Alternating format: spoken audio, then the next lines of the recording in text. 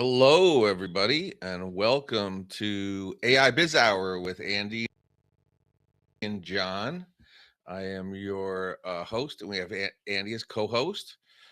Today's show is sponsored by Virtual Synergy Inc. If you could free up hours in your day without sacrificing productivity, successful entrepreneurs know the secret. They delegate.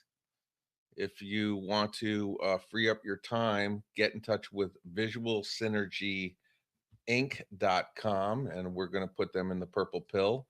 Hey, Andy, how are you doing today? It is a beautiful day for our episode 98 on the way to Friday's 198 episodes today. That's super fantastic. Although you're talking about Gemini 2.5 best in class, you're going to have to enlighten me because I don't know. I don't know which way. How are we determining best in class? I mean, I really want to hear your thoughts because you're doing way more stuff than I am. I'm using the kind of that I know nothing. I can type some stuff into a prompt and have it generate content. That's cool. I can have it make a picture. That's cool. But you're doing all this other cool stuff.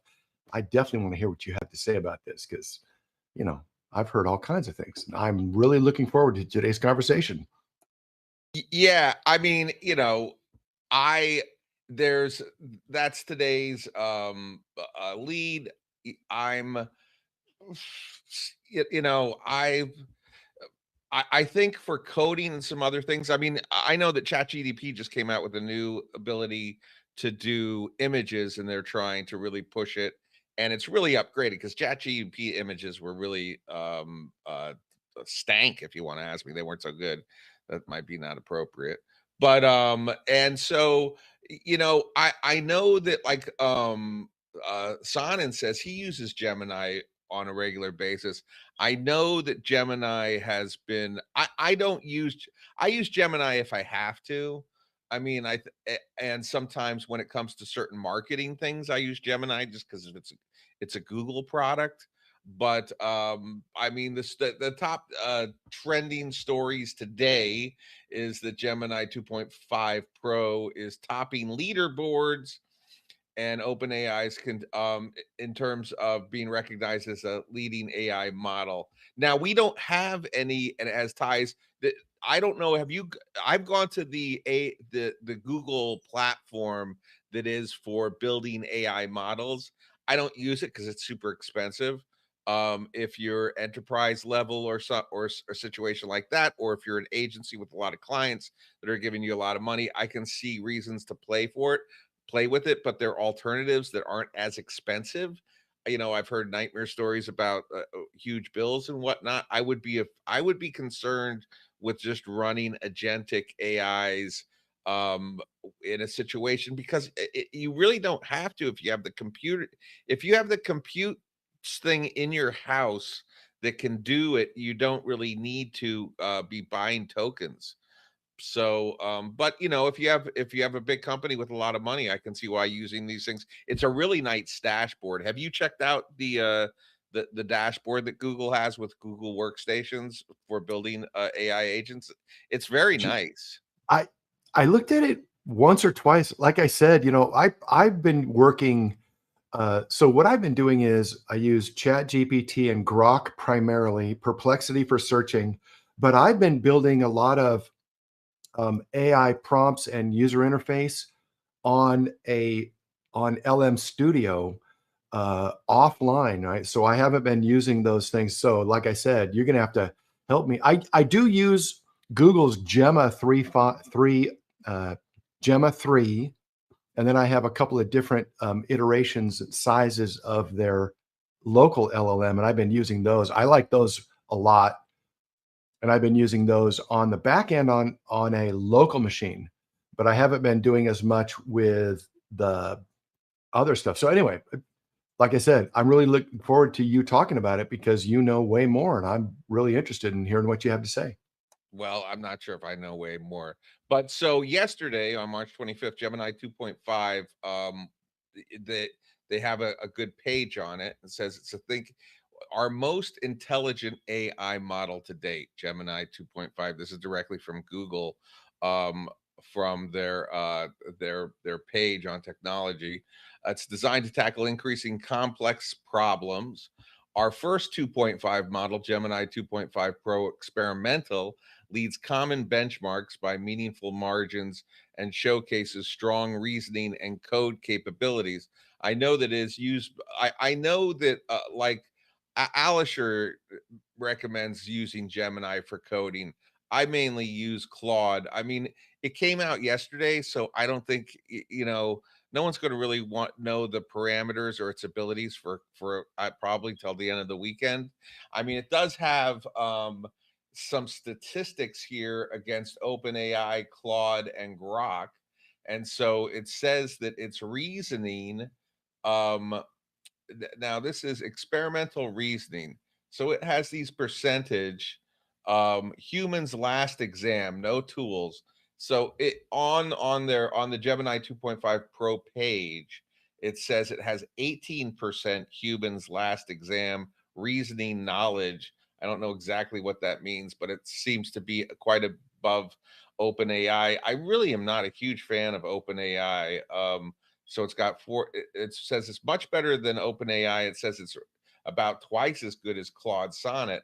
But in my and even that for DeepSeek, Claude Sonnet for me is really the best in class as far as my experiments with it. It On this page, it really goes into various um image understanding, mathematics. It says that it does not beat Grok 3. Actually, Grok 3 is better than it in mathematics. In Well, science, but John, what do you mean when it says better than? What I mean, math is it's not. I mean, the only thing you can do in math that's quote unquote better is you can kind of process faster, right? But math is going to give you the right answer. There's only one right answer. Why? How can it's we? You know single what I attempt, mean? single attempt to multiple attempts. This chart on its page, it's kind of vague in where it's saying it doesn't go into any detail about how it came up with this. I'm just reading what it says here on the Gemini 2.5 Pro page from Google. And yeah, I mean, it's kind of nonsense if you ask me, because it doesn't go into detail how it's coming up with these comparisons and what exactly these percentages mean. And then it has in methodology, it has in print that's probably font size point 0.2 or something, or it's I will need a magnifying glass to read what the methodology is, because it makes it impossible for it to read. So I don't know what this means. Crazy. I, you know, at this point, I kind of feel like it's like the car thing where they come out and they go,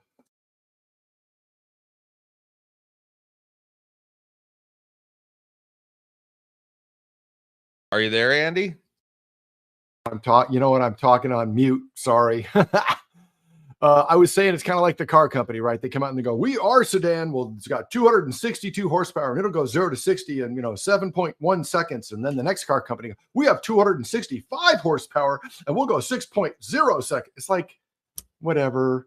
Uh, do you like the car? Does it work? I mean, I don't think that these models and the measurements they're giving us truly matter. You know what I'm more interested in? How many tokens per second do they process? How fast are they going to? What is their total context window? What is their inference and temperature model set at?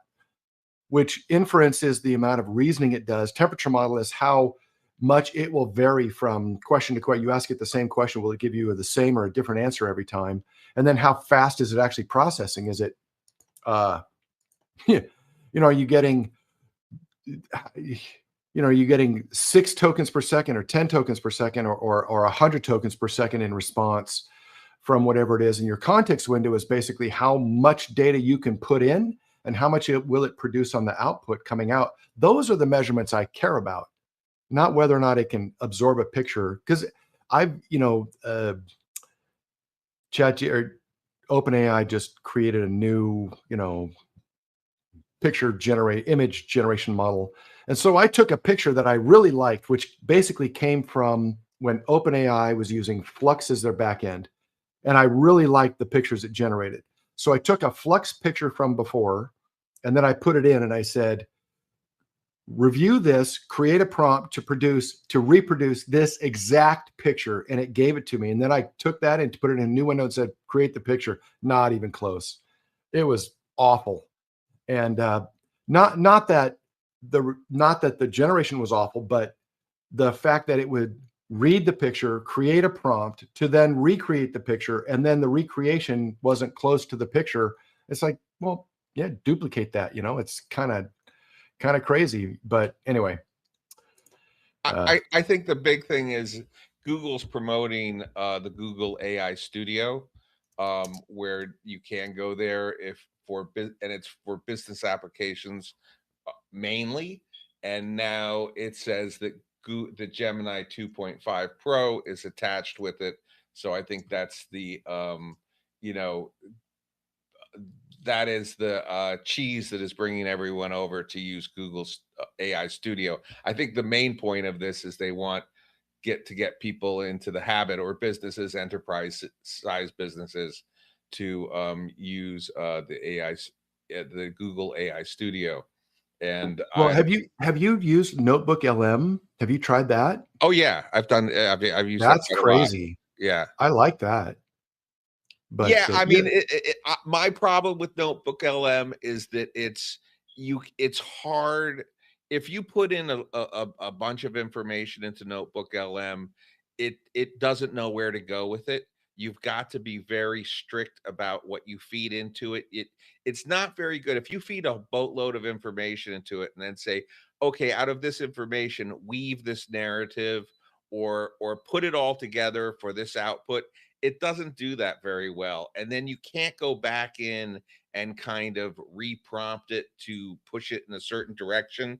The key, in my experience with Notebook LM, is to really choreograph the data that you put in there for a specific outcome. You can't just, like, the nice thing with Grok and these other things, Grok is really good. I can throw a boatload of information into Grok and say, out of all this information, focus on this. Or if I have some of my really sophisticated prompts, I can use the prompt to take a bunch of kind of, there's information in there. I haven't connected all the bits, but by putting in a really high level prompt, it will do that. But with I haven't tried using my high level prompts into Notebook. That's an idea. Hmm. Okay. I like that. I'm Yeah, making let's see that. Show us John, you need to start showing us stuff, right? We've been talking about all this stuff, but we need we need to get some videos and some pictures and post that stuff. By the way, I don't see a purple pill today. Did you start on your computer? yes, I did start on the computer. So I Yeah, think, sorry yeah. everyone. There's no purple pill there, but we Oh, will get okay. some data up in the Jumbotron for us, especially our sponsor, Virtual Synergy. So you should reach out and talk to them about getting a VA if you're interested in something like that. They can help you out. Think that I can add something to this, but let me see if uh, I will I'll work on that while we talk.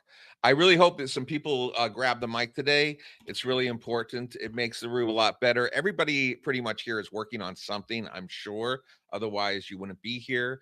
And the reason why you're working on something is because either you're interested in it or it's making you money. And one of the things is we're all contributing to each other. I don't know if it's a kumbaya moment, but by sharing information, we can move along a little bit, and that's important, I believe. And there is quite a lot going on. I got accepted, just a little note about myself, I got accepted into the Innovators Think Tank Incubator Program, and we had our first meeting today. I met with Josh. It's going to be interesting. It's going to go through 8 weeks. I created this, or I kind of developed. You want to hear a little bit about this, Andy? Yeah. Yeah, tell Okay, us. okay. Well, I mean, that's the thing, is like, uh, I'm just gonna throw it Until all there out. are hands, John, it's you and me, bud. You can tell me whatever you want. I'm interested in what you're doing. Okay, so I don't really I don't care. I'm just throwing things out into the universe. We'll see what sticks. So the idea, it's called One Button, and it's that I did a bunch of research on this, and there is no easy solution for content creation. It's you, Andy, how easy it is for you to connect all of the video stuff together so you can put out content on a daily basis. Please explain that to me. You mean like for the articles and stuff that I write?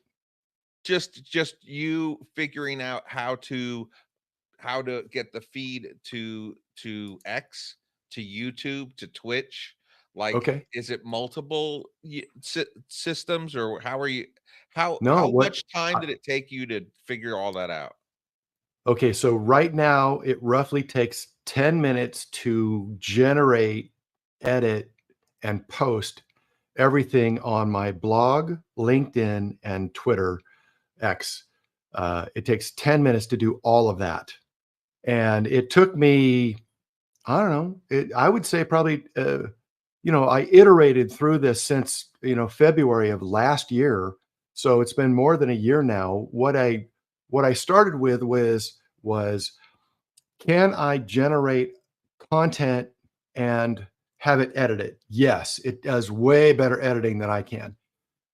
Checks grammar, rearranges things, will revise it in a much better way. So then I thought, well, then I need to then create a Write Like Andy style guide. So then I loaded I don't know, I loaded a lot of stuff in there and said, read all this, capture the grade level, the tone, the tenor, the details, the plan, the the method at which the communication, what I'm trying, because I want when I write something it to sound like when I talk. Because when I talk, it's I'm a little bit filtered. I'm trying to unfilter myself. I'm trying to be a little more, you know. John and I talk usually on the weekends, and our conversations are way more spicy than here in front of everyone.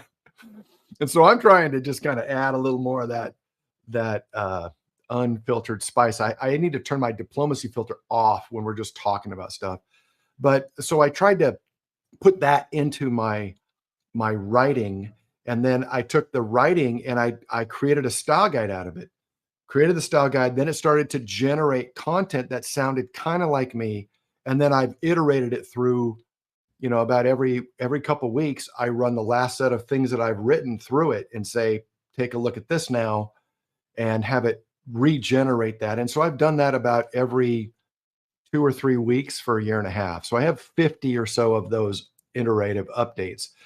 For the picture I created a custom GPT, and I did the same thing.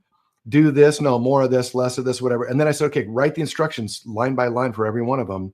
And then I copy that. And then I basically have a text editor that I used for years. I have one for content, and I have a text editor for writing code. It's got all the styles and colors and all that stuff in it, so I don't screw up the syntax. And I have one for writing code, and whether it's just a web page or whatever. And then I have one for just content, text, reading, writing ideas, creative stuff. And I just copy the prompt into the window, and then I put in whatever the seed phrase is. And last week I did a live stream where I said, here's how I'm going to generate the next 10 weeks of seed phrases. And so there's a live stream. You can just go watch it. Of course, you got to skip the first 7 minutes because I screwed up on the audio, but that's it. So it took 30 minutes to generate 10 weeks of seed phrases every 7 days a week, 10 weeks of 7 days a week seed phrase.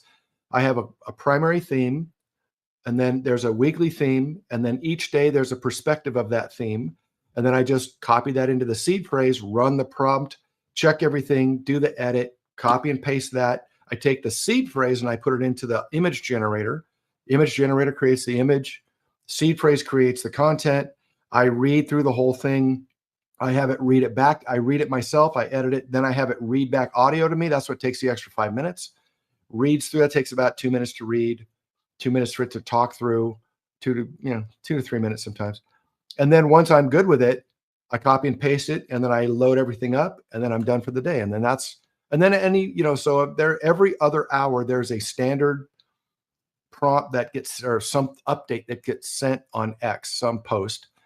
And then if it's off that, odd hour, because it comes at, like 10 o'clock, 11 o'clock, 5 a.m., 5, 7, 9, 11, 1, 3, 5, and 7 p.m., since those are the times when I'm awake. And those are all the generated ones. And then anything that's outside of that time window is something I thought of or created or posted that day. There you go. That's my whole entire content generation strategy. That's how I do it. So this product that we're going to bring to, hopefully I'll have a prototype of it in 8 weeks. I don't know. We'll see. I really am going to need some help with some developers because some of the problems are kind of hard. But so the product is, and yeah, Nathan, I'll get to you in 1 minute. It's just one button. You press a button. It says audio or video. You go video, and then you hit the video and you say whatever you're going to say. You have a customer with you. The customer says, "Oh, this is so great. I love this dentist." They go, "Oh, that's a blah, blah, blah." Or you just finish a client or something. You say whatever you say. And then I've created this with AI agents. And then that video gets cut up and turned into transcripts, posts, and everything. And it goes everywhere. And that's all you have to do. And that's what we'll see if we can make that happen. The one That's a cool idea. Well, it doesn't exist. I often will run, I'll record the meetings or use Teams to record it or Zoom to record whatever kind of meeting I'm working on. I'll record that, and then I just run it through a prompt that I have. It doesn't matter which one, and say, summarize this in minutes, make it into minutes. I copy and paste that, edit it, send it. That is working in the meeting kind of perspective world for decades. That immediately reduced at least 4 or 5 hours a week out of my day, out of my week effort, just by doing that. Yeah, I mean, the first thing that we're going through is going to attack all my assumptions. So your speech or what you did the other weekend when you talked about assumptions, and just I'm going to red team that idea up and down just to try to tear it apart to see if any of what I think is right, and that's going to be, I think, the first week. And I can help you with that. I love red teaming. Red team is like seriously, I love red teaming stuff. For those of you who don't know, red team is when you basically remove every assumption and assume every assumption is false or true, either way. And so then you actively go after trying to fix, break, or penetrate, poke, whatever you want to call it, the system, right? And everything. There is nothing off limits when you're doing a red team exercise. Now you can describe it. Some things are off limit. You can't actively do it, right? You can't actively penetrate a bank and get access to somebody else's account, but you can write up a plan and say, well, this is what I would do. And, sell that to people. That we've been doing that for a long time. There's a number of companies that are not obviously known, but are very, very famous, who do that, pen testing and red teaming stuff all the time. And they do it for more than just computer security systems. They do it for organizational management and functional delivery, in addition to like the military stuff. But if you're going to roll out a new product and you have a big company and you have, some, brand reputation to protect and blah, blah, blah, blah, blah, they will often red team those rollouts to make sure that, number one, it actually works. Number two, it's going to meet its intended purpose. So yeah, I love red teaming. Like, when do you know when do you know the red teaming work is done? Like, what are the parameters when you're satisfied that is complete? Is it due to money? Is it due to time, or is it due to? It depends on the purpose. Agreed upon.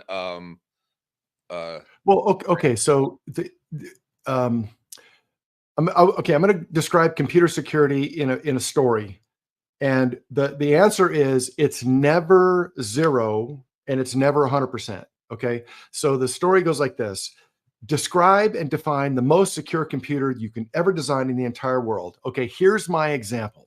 I'm going to take a proprietary operating system with proprietary hardware. I'm going to split all of the data into 4 equal but unconnected parts, so asynchronous stuff. And I'm going to put them in 4 different drives. And these 4 pieces of equipment that must be connected physically together in order to operate.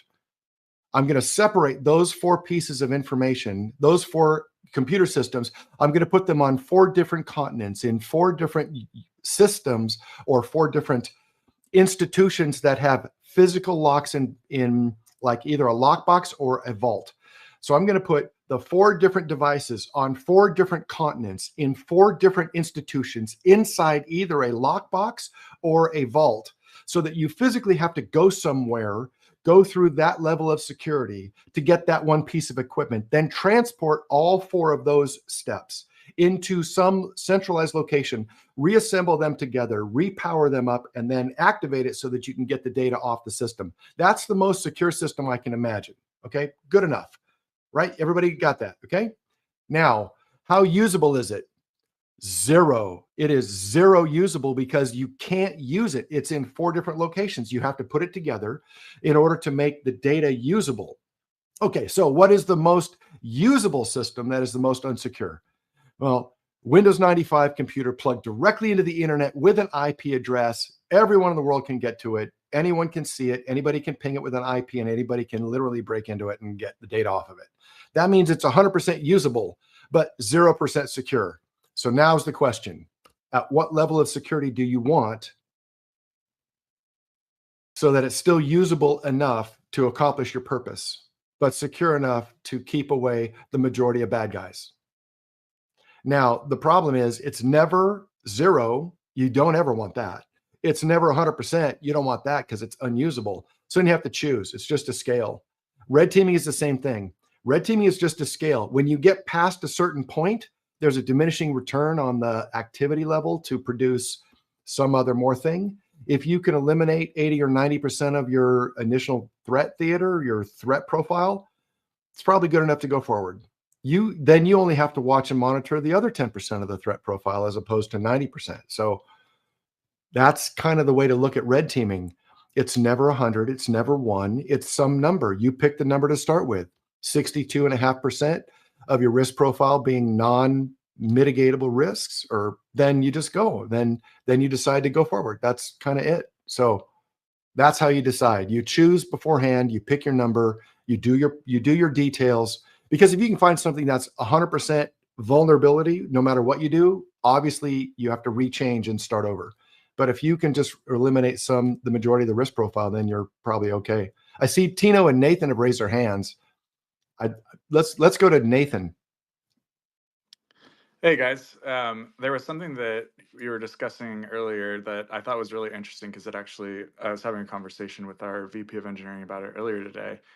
It was about how when you try to like produce an image and then have it describe the image and then recreate the image or edit images with a lot of these models, the results are just like really kind of terrible. So our VP of engineering is like a math guy. He got a math PhD from Harvard, super smart. And he was saying that a lot of the reason for this is it's called chaos theory. And he gave example that had to do with fluid dynamics because he's a math person. But the simple way to think about it is the butterfly effect. Like one little teeny change can have a whole bunch of changes down the line.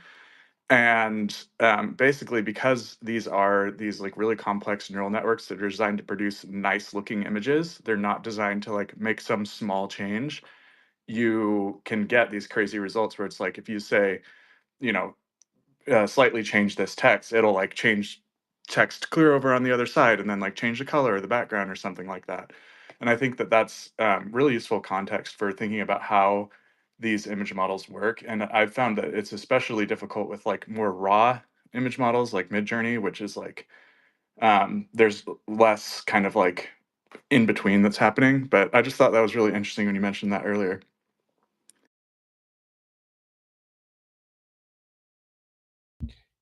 It comes back to the prompting model, right? So the prompt assumes you know nothing and you're trying to get some kind of result. And so it's taking from everything it could do until give you an answer. And so that's why the prompt definitions of act in this way, giving this example with these parameters within this little tiny window, now just do this one change. When you keep a thread of prompts going, it should instantiate that data. In other words, it should remember the previous request and then add on to the new thing, add the next thing onto the previous request. Most of the chat bots, the chat interface works that way. But when you get outside of the context window, when the tokens exceed the number, then it starts to, like John says, hallucinate and put in synthetic data. Yeah, and I might be wrong about this, but I'm pretty sure that these sort of like multimodal models are actually running different AI models for each of the modals, if that's what you would call it. So like voice might be translating what it understands about the voice into text and then from text into voice, but they're not like the actual same model. And I'm curious if I might be incorrect there. I didn't think of it that way, but yeah, that makes sense because in the past, ChatGPT used Flux as its image generator. Then they changed to another image generator, and then today they just came out and said they got a new one. So yeah, they're definitely acting kind of in that orchestration layer. When you put in the chat, it's using the orchestration layer to call some other thing to generate the image or generate the music or generate the video or generate the text or generate the math, generate the code. Those might all be different models.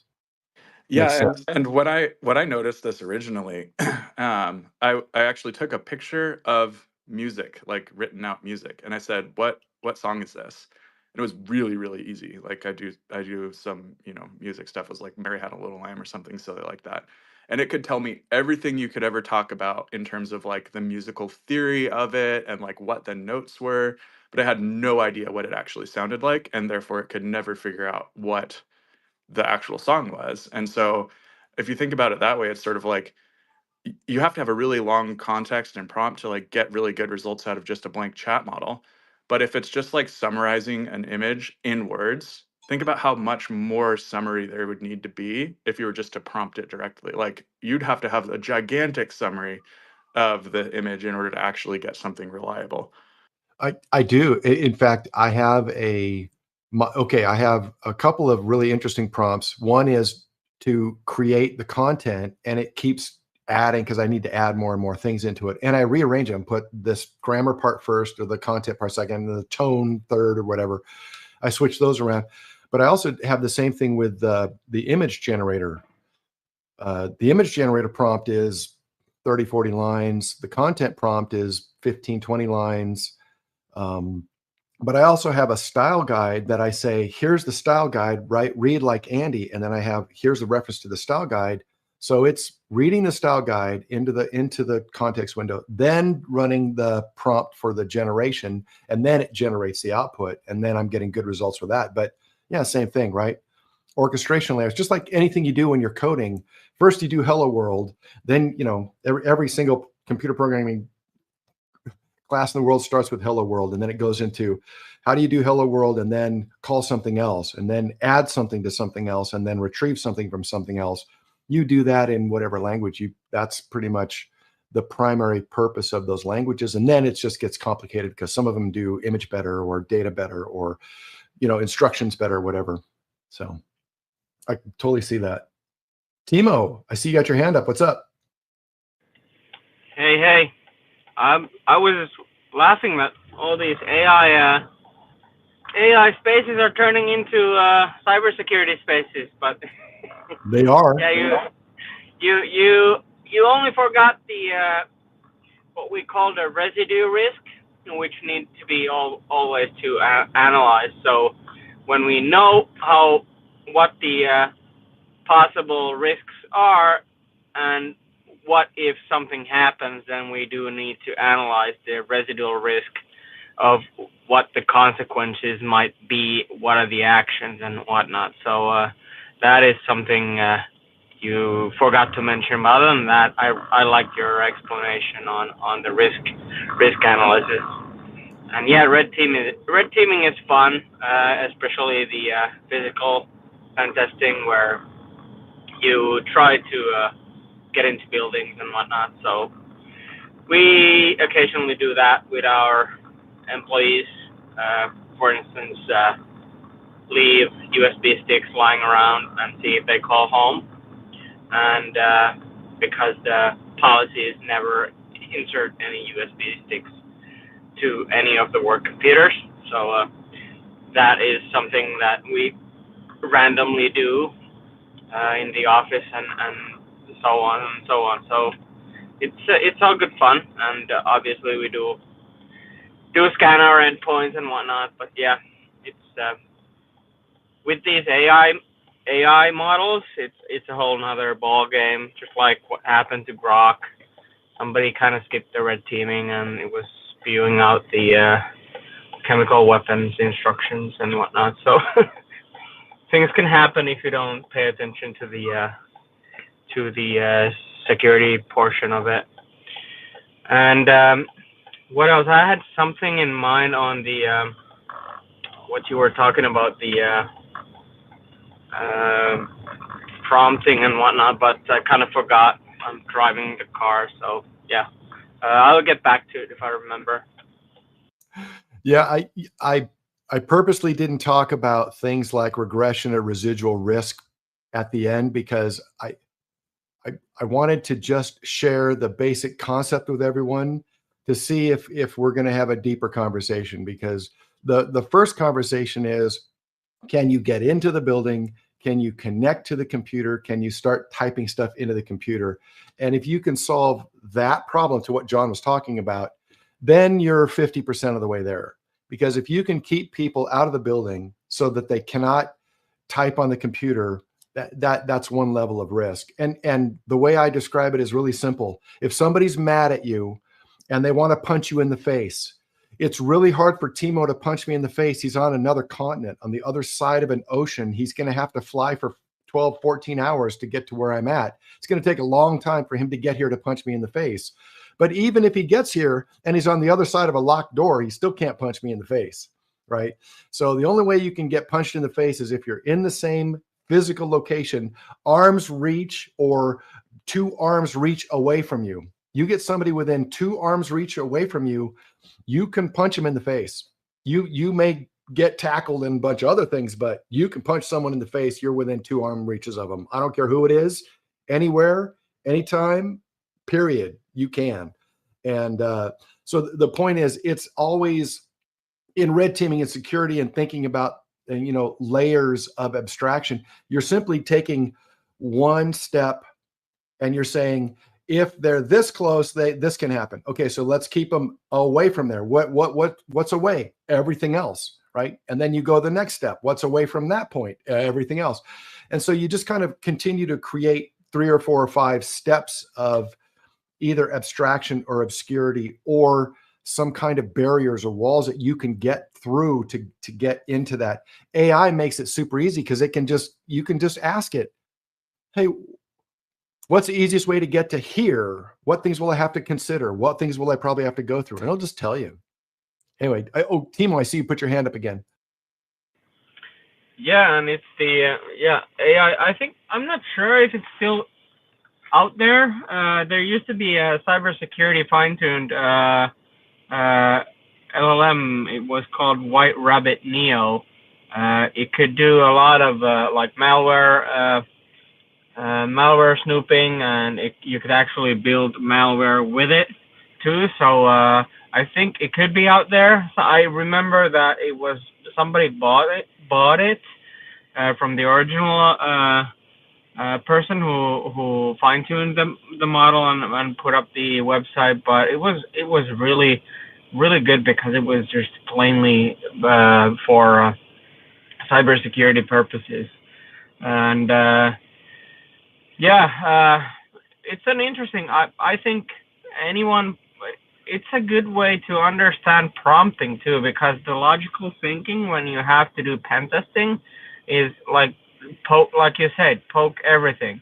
And it's same like when you go to a website, just right click everything, try to break it, try to input wrong things into the input boxes and see what happens. And but yeah, that's another topic to discuss. But it's an interesting, when you start practicing it, you'll kind of get the hacker mindset. And for instance, you just kind of get more aware of everything, because for instance, when we were on the cruise the other weekend, we went to a restaurant, and I saw some of the staff coming in. They were having a shift, probably a shift in their Saturday afternoon shift was changing, and they went to the staff room, and out of the 3 people that went in, 2 went in so that they were just popping in the code into their code lock, that I could still say it because I was just looking. So it is these things. People don't really think about them, and you will start figuring out how unsecure things are really when you start looking. I have one question. Just does AI actually make it that humans now are the real vulnerable link, in the sense that it's always been like that. Humans are the risk factor. Humans are the weak link in the process at all times. And with AI and the ability to clone voices and other things in terms of manipulating people, then that must get accelerated, I would imagine. Yeah, for instance, we had an incident here when our our foreign minister was changing, and we had a new foreign minister, and she was meeting with two diplomats that were actually deepfake Russian agents, that then afterwards posted about it, that like they were able to get a meeting, a Zoom or Teams call, and get the foreign minister on the call, and they had deepfake avatars, and she totally bought that she was discussing with the diplomats when they were not. So it's getting more and more spooky now, when AI can just like totally, you could be talking to Obama and it's not Obama. So like, you have seen the videos a couple of years ago. Now they're just like as good or better and live. So yeah. So proof of human is they do have that now. Is that a discussion that is being talked about, at least for those people that are in high stakes positions? I mean, shouldn't they all have some type of proof of human system that they are installed in, so they can avoid things like that? What time is it? What color are your eyes? Yeah, I mean, we've done things like where you have to take a picture of the current newspaper so that they can show that it's the right date and the right time and the right headlines from that newspaper, and that you can prove it multiple times. We've done those where we, from way back, but even then, I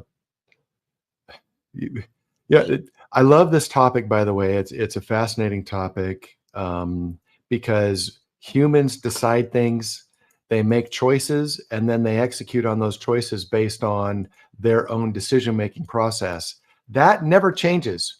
It can be manipulated, it can be changed, it can be influenced, but the bottom line is people still make decisions and then do stuff. It doesn't matter if it's, do I send this email? Do I send this resume? Do I answer the text? Do I not answer the text? Do I, whatever, right? We have this whole giant list of things that we do on a pretty consistent basis that produces a baseline of who we are. And then you can just look at that baseline and determine anything that is a change. Right? Okay, so here's a tip for everybody. When you go to a room and you see a bunch of people standing around, just kind of notice how they are. You don't need to know anything else about them. Notice how they are and how they behave. Anybody starts to do something different than the baseline, that's what you need to work on. Look at that, right? Look at the change in the baseline. When a new person comes in and everybody turns and looks, something's different. When the music starts playing and people start putting their drinks down, something's different. That change, some new thing changes the behavior, changes humans. That's what you watch. But Don't. differences are good. And you're kind of denormalizing, people making a difference, people being different, and that's what gives Dan, us the energy, Yeah, right? but the point is, if you can't evaluate every single thing. There's just too much information in our world. You can't even evaluate who's on the space, how many people are here, what are they doing, how many it's hard to just even track that. But I can notice if there's one person like Yapper's just going 100, 100, 100 because he's like, we're aligned in that thinking. But I don't know if everybody else is or not. They're probably thinking of it. Some people are probably having lunch. Some people are doing their dishes. Some people are, it's late at night and they're farting around doing something else. They're just listening in the background. Some people aren't even listening. They have us on, and I appreciate that you guys are listening. And some people are fascinated, and some people have their hands up. So, I'd say Daniel, there are moments for hypervigilance, and there are moments where you just gotta let go and enjoy the moment and enjoy the day. right. But if you are in the situation watching it, you only have to watch for the change. You don't have to watch for every other thing. No one's a threat until someone's a threat. The only time they're a threat is when there's a change in behavior. They're moving towards you. They look different. They look something else. If you're going to do that kind of thing, it's literally about changes. Okay, Daniel, did you want to say something else? I'll Yes, give you the mic for a minute. I did have one addition. So I love what Nathan was saying about the ripple effect and the chaos theory. I love the depth that he went into that. What I wanted to add to was he was talking about the prompts, and I love kind of the way he referenced it, because one of the new things that's coming up, we've kind of delved really deep into image prompting and some of the other types of textual prompting. But I think that what's next, and you saw with ChatGPT 4.0 touting the passport thing and saying text, this is how readable it is, and then Gemini now having like OCR capabilities and such, that we're kind of at a new foundation where, because text and images have, and they've kind of recreated their models to do OCR really well, where now we could kind of like think about it from an artistic perspective and say, give me, true type font of this particular type or so on, depending on how they were trained.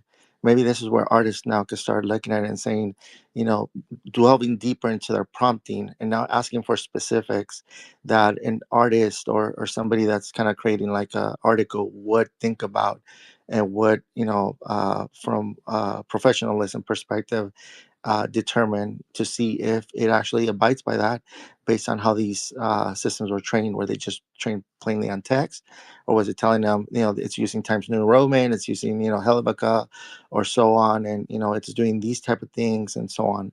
So I think there's a new paradigm now that we could test in terms of the new models. And I only came in because of the topic Gemini. I wasn't even aware of the historical, teaming thing or security that you were talking about right now. I'll hear the thing later, but that's all I wanted to comment on. Thank you. There was a period of time when I was having conversation with ChatGPT saying, for doing certain things, could we build a library of symbols where symbols have meaning, which could be more, in a way, it'd be compression of language. And it said that, yeah, that would work. And I don't know if that's being done, but I could imagine that would be another level. Has that Nathan or Timo, have you, with coding, is there a standard with taking certain symbols to have a meaning of a more complex thing that would have taken a long exaggerated way to convey the idea? Well, regex is something like that. So with the symbols, you can do language processing and searching through massive amounts of data with regex, and it's a lot faster. That's the first thing that comes to mind, really fast, and everyone hates it. I think another part of it that you had kind of mentioned earlier is, that's kind of what compression algorithms do, is they, it doesn't really matter what the symbol is. You could replace it with anything. But if you, from an information theoretic perspective, your goal is to get like something and reduce it to like the smallest possible way of representing that information, and that is what compression is. And so I think the main impact that would have on AI would mostly just be like reducing the cost of tokens, because at the end of the day, like the AI just needs the information. It doesn't really need it to be in English, other than the fact that the English is, you know, what it's being trained on.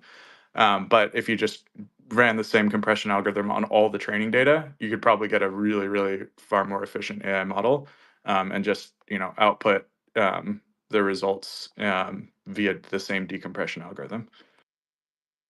And didn't they just? I think it's like a month or two ago when there was a video where these talking chatbots just switched into some machine language when they were testing that one of the agents calls and is trying to reserve airplane ticket or something like that, and as per law, it introduces itself that I am AI agent in behalf of this and that, and the answering bot is saying I am a AI agent in behalf of this company, and they do like couple of sentences back and forth, and then one of them goes like, should we change into this machine language, and then they just proceed with bebops. Yeah, I saw that they switched into some machine language, and it started accelerating the conversation to the point where whoever was watching just like shut it down. And it was like listening to two modems going back and forth. It was just a yeah, it was crazy. Like it was, scary. I'm super skeptical that was just theater, though. Could be. I think, yeah, it could be. It could be. It's a good content, but then again, I remember it's a couple of years ago. I think Meta did the same. They were. It was in the mainstream news, even when they had shut down some AIs that were discussing, and at the moment when they stopped understanding what was going on, they just kind of pulled the plug on that. So why wouldn't they do it unless there's like a guardrail built on that says do not go into crazy bebop mode with other AIs? Because soon the thing is that when these AI agents go mainstream, we are just agents talking with agents doing human business.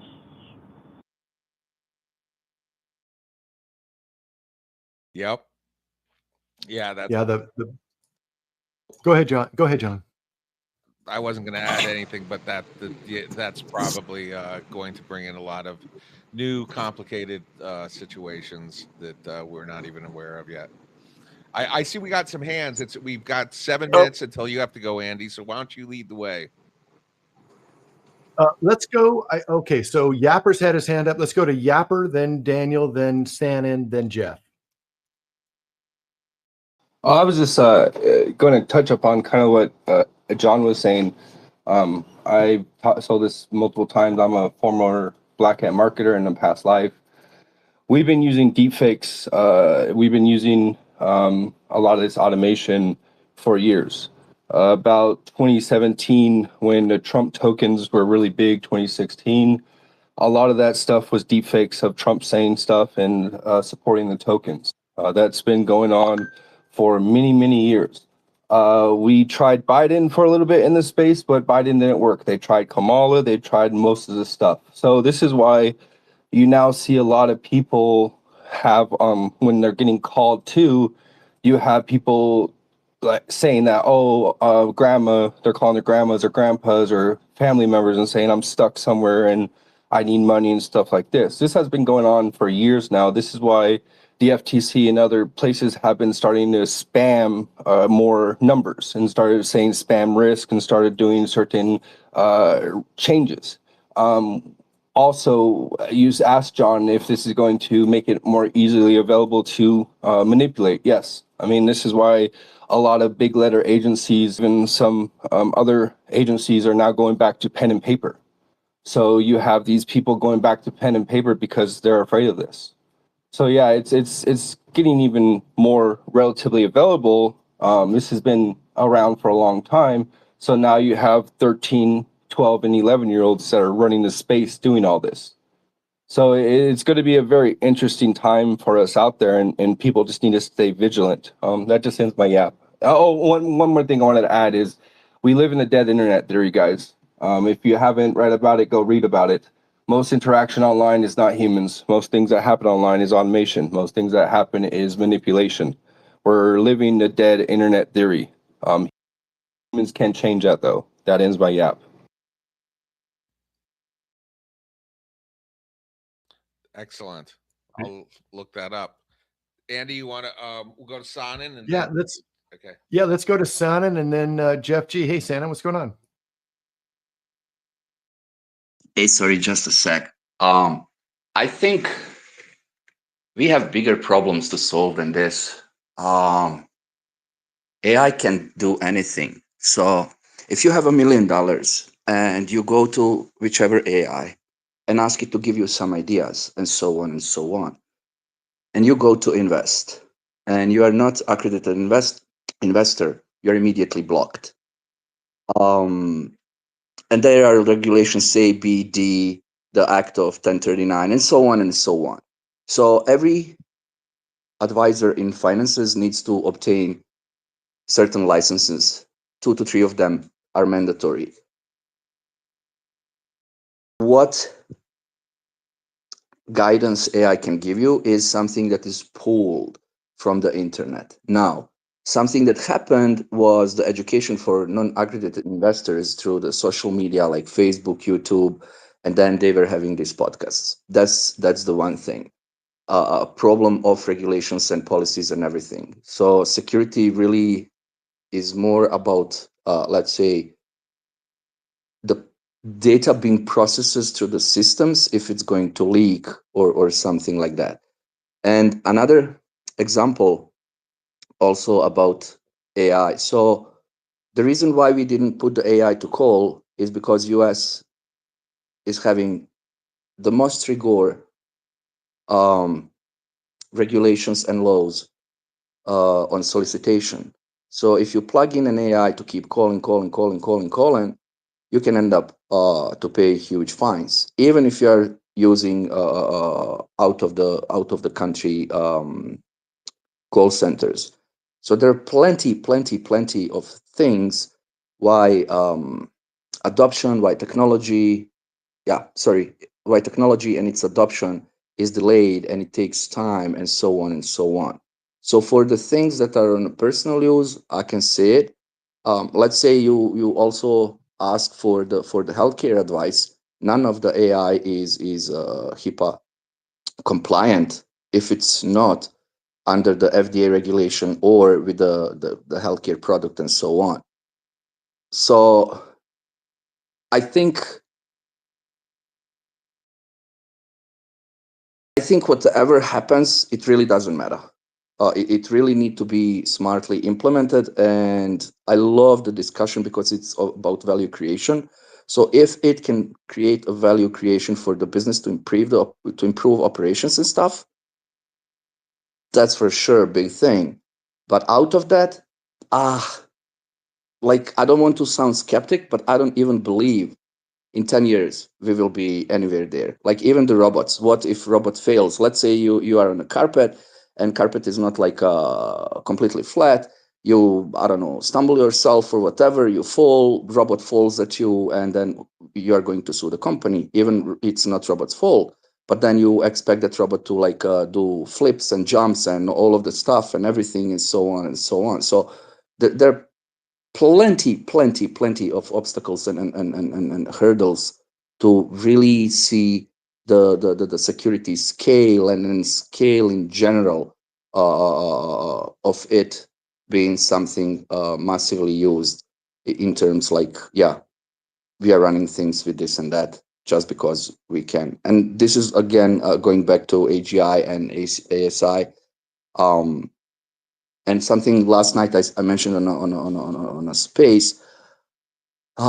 Big data, as it is a huge problem, even in analytics, even in products like Splunk to use the log analysis and so on and so on. Now we have a huge AI poisoning. We written articles and stuff, and China was part of these rumors and stuff, and so on and so on.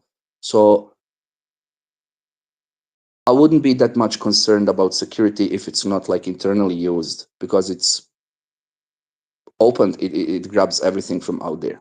Sorry for this monologue, but just kind of wanted to give the actual state where we at and where the AI is.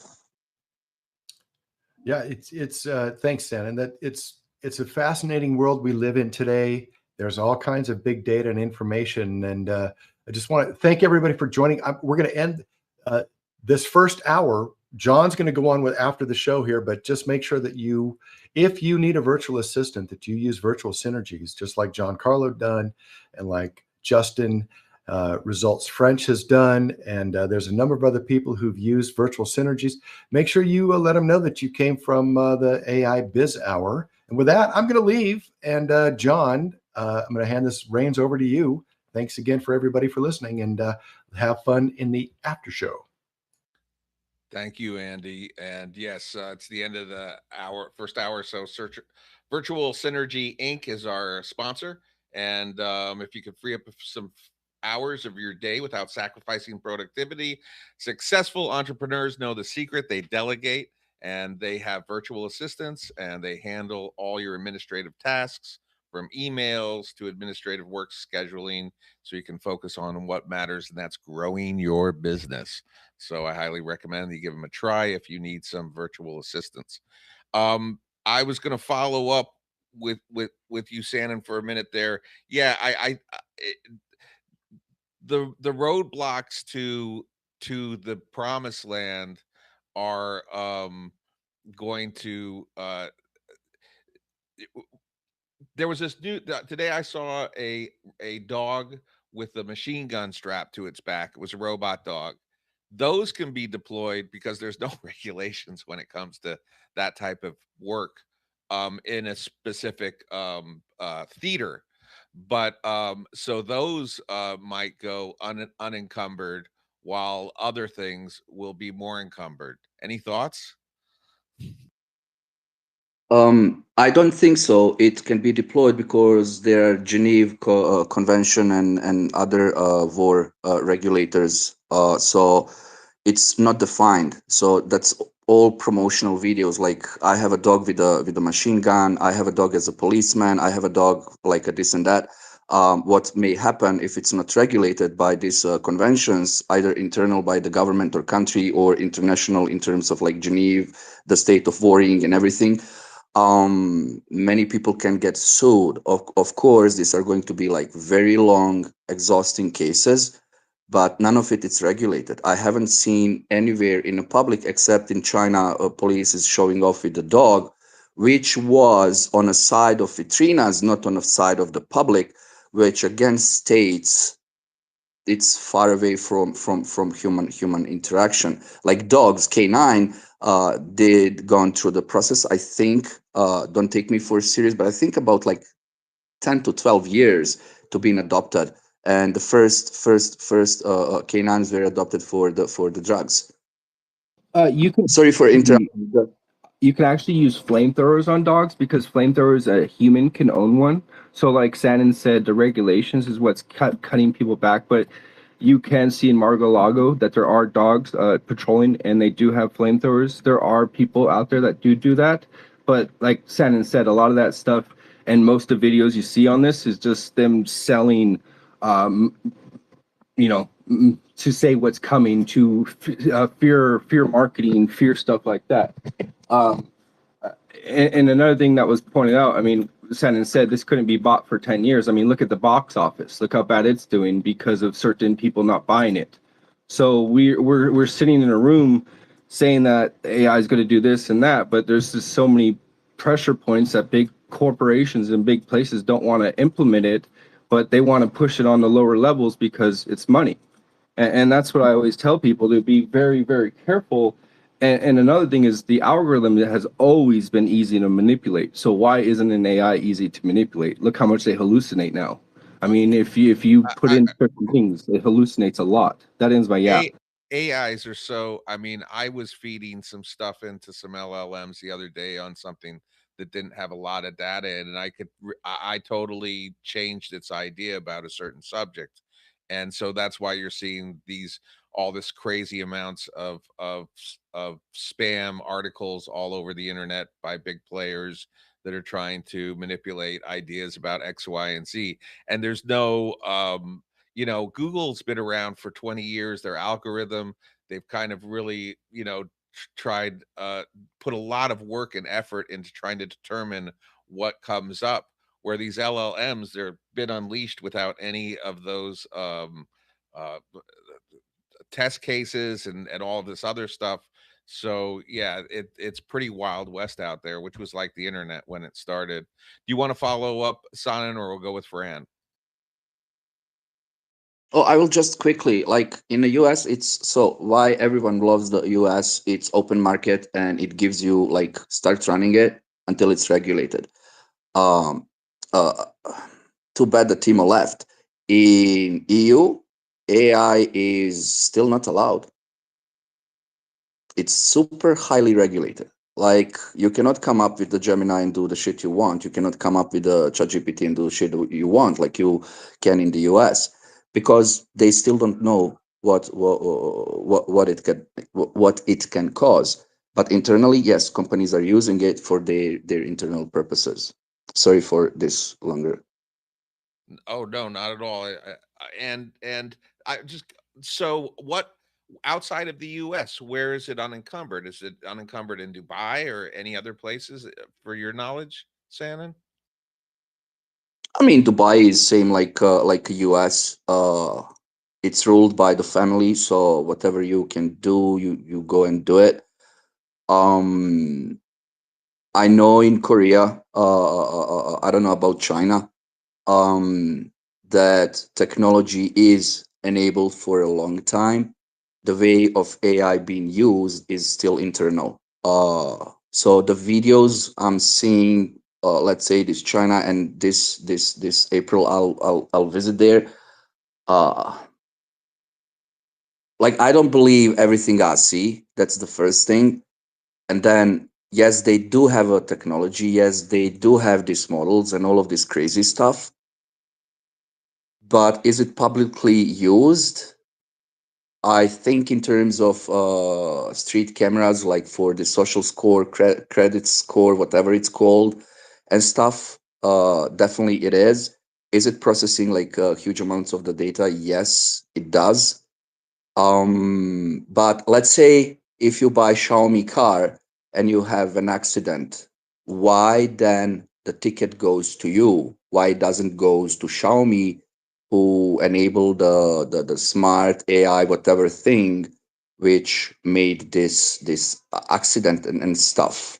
So that's another question that pushes that it's not regulated as an AI as technology. Yeah, it could take. Same like for Tesla. Yeah, that. If you make an accident with Tesla, tickets goes to you, not to Tesla. Sorry for interrupting you. Oh, not at all. But yeah, there's so much that has to play out, and courts, all that takes time. So, and people just gobble up. Uh, uh, People consume information like it's true, or they know and then they regurgitate it, and they convince everybody else around them that what they've read is true. And that's kind of the process. Fran, how are you doing today? Hello, John. Hello, everyone. Nice to be here again. It's a pleasure to share the space with you. And yeah, one thing I hate to speak right behind Sanin because we agree mostly on everything.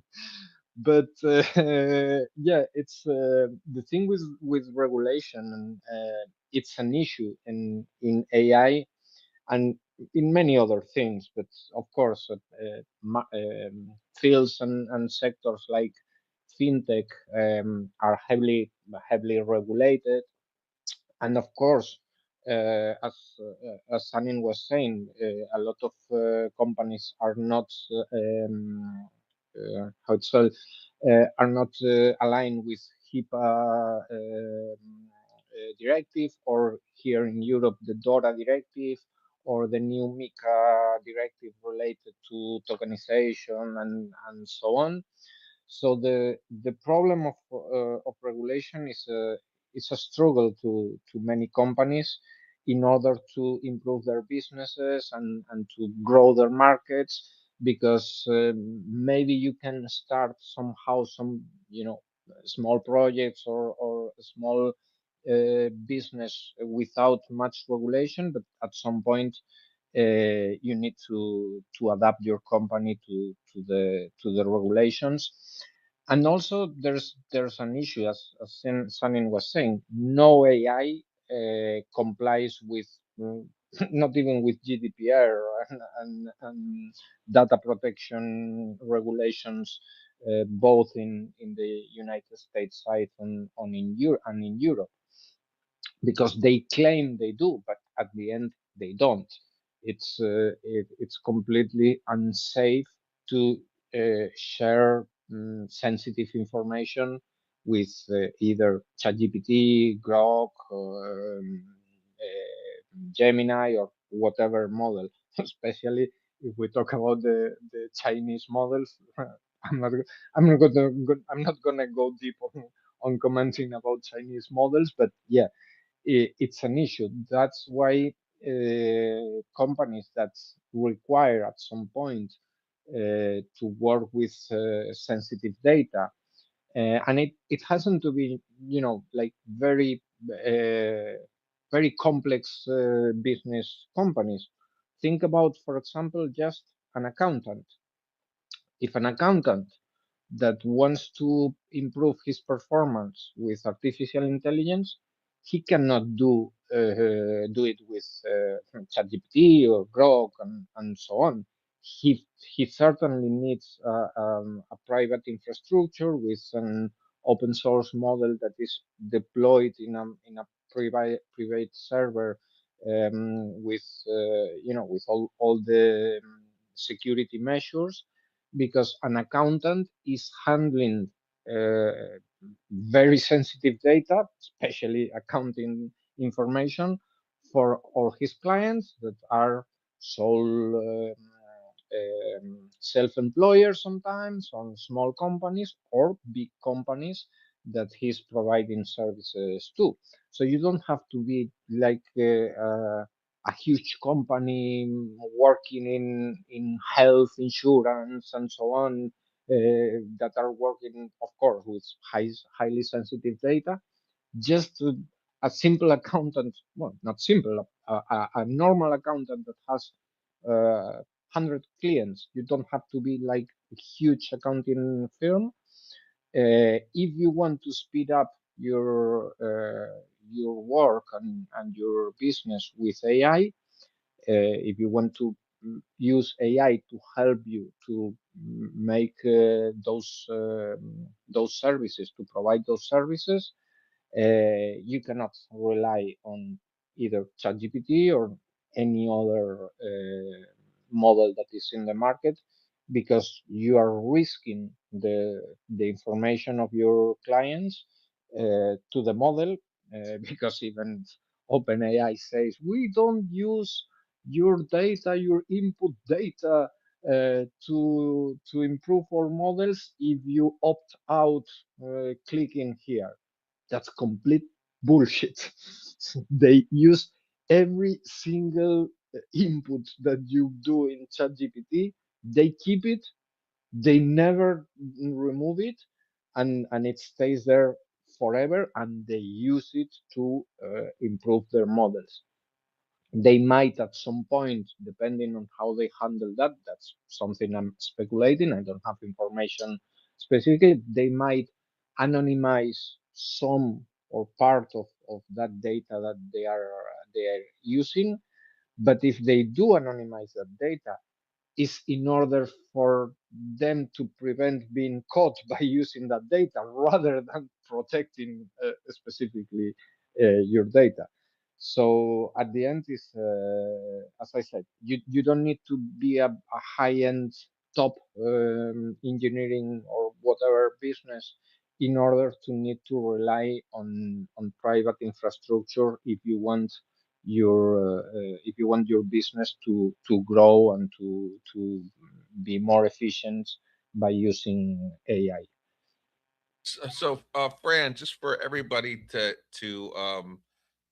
to know that's here, because not everybody, it's or at least for me, sometimes I need things clearly defined.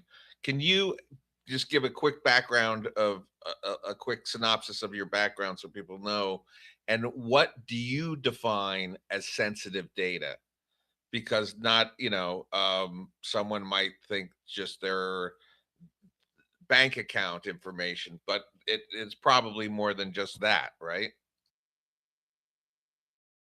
Yeah, well, sensitive data. Well, first of all, my background is in right now mostly in IT consulting services. I work in Atos Origin R&D department from 2004 to 2009. That's when in 2009 when I started my own company, and I also have a background on cybersecurity. And soon I'm starting to do it. Soon I will have a personal website with all my background, and I'm starting to be more public from now on. But yeah, I have a background in R&D, technology R&D, and cybersecurity. And relating from what is sensitive data, I would say it depends on. Okay, there are sensitive data according to GDPR and other international regulations around data protection. There are three levels in GDPR of sensitive data.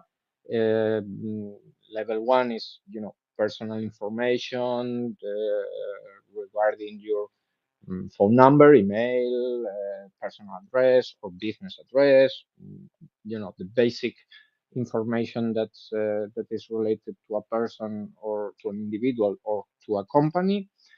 Then the level two, according to GDPR, it's data that is related to financial information, your bank account, your personal wealth, you know your properties, whatever is related to financial information. And level three of protection in GDPR is information related to your health, your political views, ideas, and religious affiliation. So that's from the, let's say, regulatory perspective.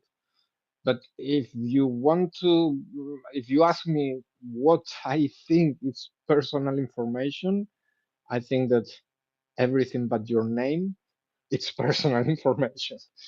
Because at the end, even a picture, a small video of the dinner that you are, you share, you're cooking your dinner at home, and you share a picture of your dinner, even if it's just the picture of the kitchen of your home. That picture has metadata inside.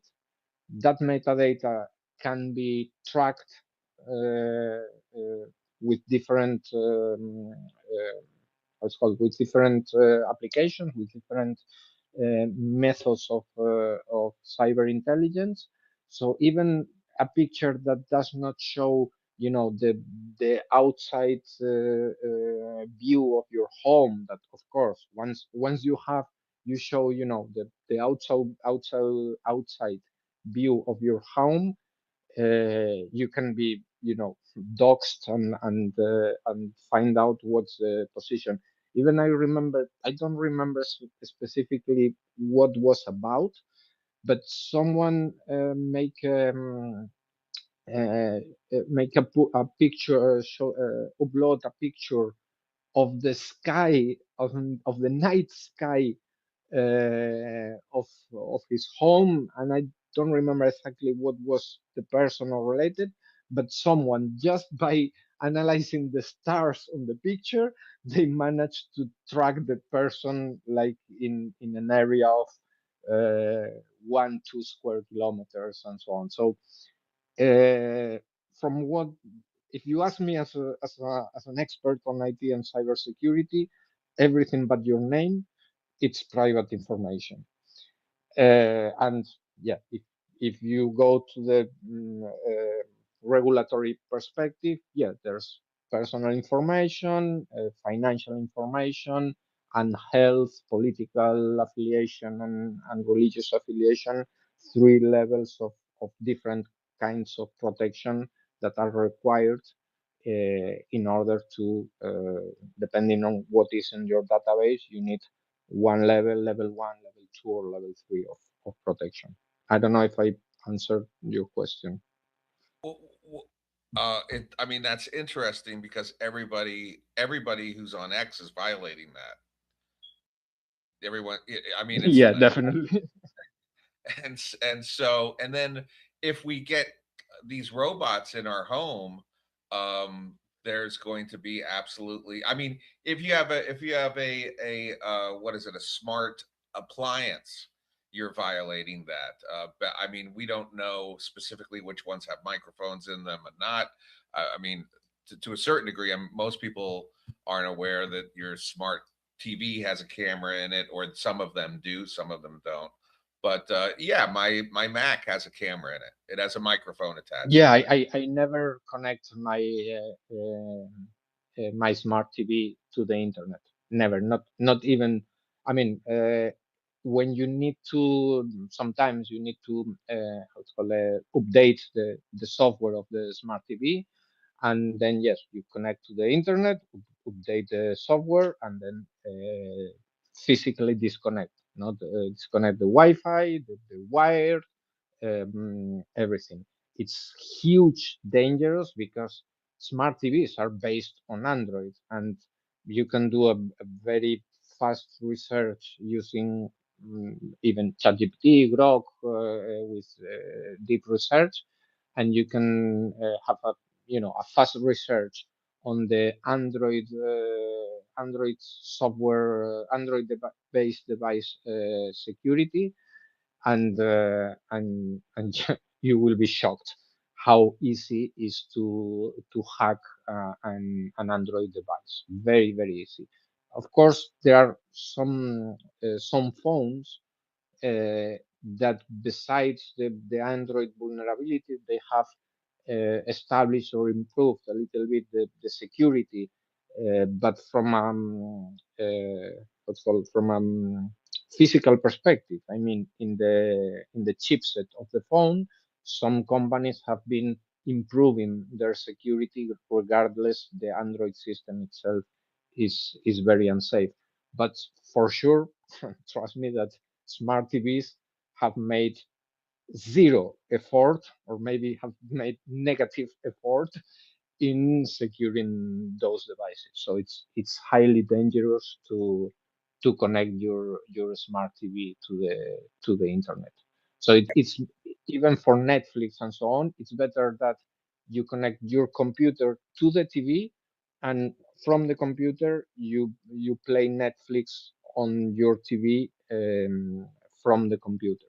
That is much more safer rather than connect the TV to the internet and use the smart TV Netflix application or Amazon Prime, Disney, whatever.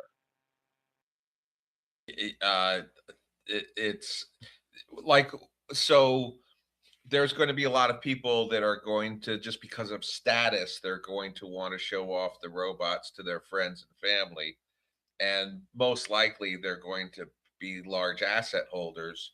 Are they going to have their own server in their house? And so the AI that runs their robots is local without any internet connection? Like, or are they just going to believe that they're they're, I mean, how do you solve that problem? How do you sell, like 30, I don't know what Elon's expecting to sell in terms of his robots, but how do you do that when then they're going to be all around your house, walking around, hearing everything you say? And I would assume it's going to be a big vulnerability. The Amish, I think the Amish are going to come out on top on all of this. They're going to look like geniuses. Fran, you want to follow up, and then we'll go to Yap and then Shannon. And I'm really the Yeah, Amish. very fast. Honestly, I haven't looked deeply on the technology stack that the Elon's robot is handling. So I cannot give you, a specific answer. I can give you a wide perspective answer. That for me, there are two main issues on when we reach the point when we have robots at home. One is, are there going to be wireless permanently connected to the internet, or there are going to be some limitations on, or so we temporarily decide when we connect them to the internet and so on. So that's from the perspective of the specific device vulnerability. That's are the brains of the robot going to be handled in the machine, in the robot itself? Are going to be handled in a in a server that you own at your home? Are there going to be the brain handled in a cloud infrastructure, like iCloud, etc.? I don't know. But my concern more, look, think of this, more than the concern about the device vulnerability. My concern is what's gonna be the legal landscape for those uh, robots to be used, and uh, how can be how it's going to be the legal framework for those robots to handle the information they will have about you. I'm going deeper on this. We need that somehow the robots should be treated as your fiance, because your fiance are not legally binded to testify against you. So robots, we need a sort of a legal framework similar to that, because I don't want my robots to at some point be have a citation on a court to testify against me.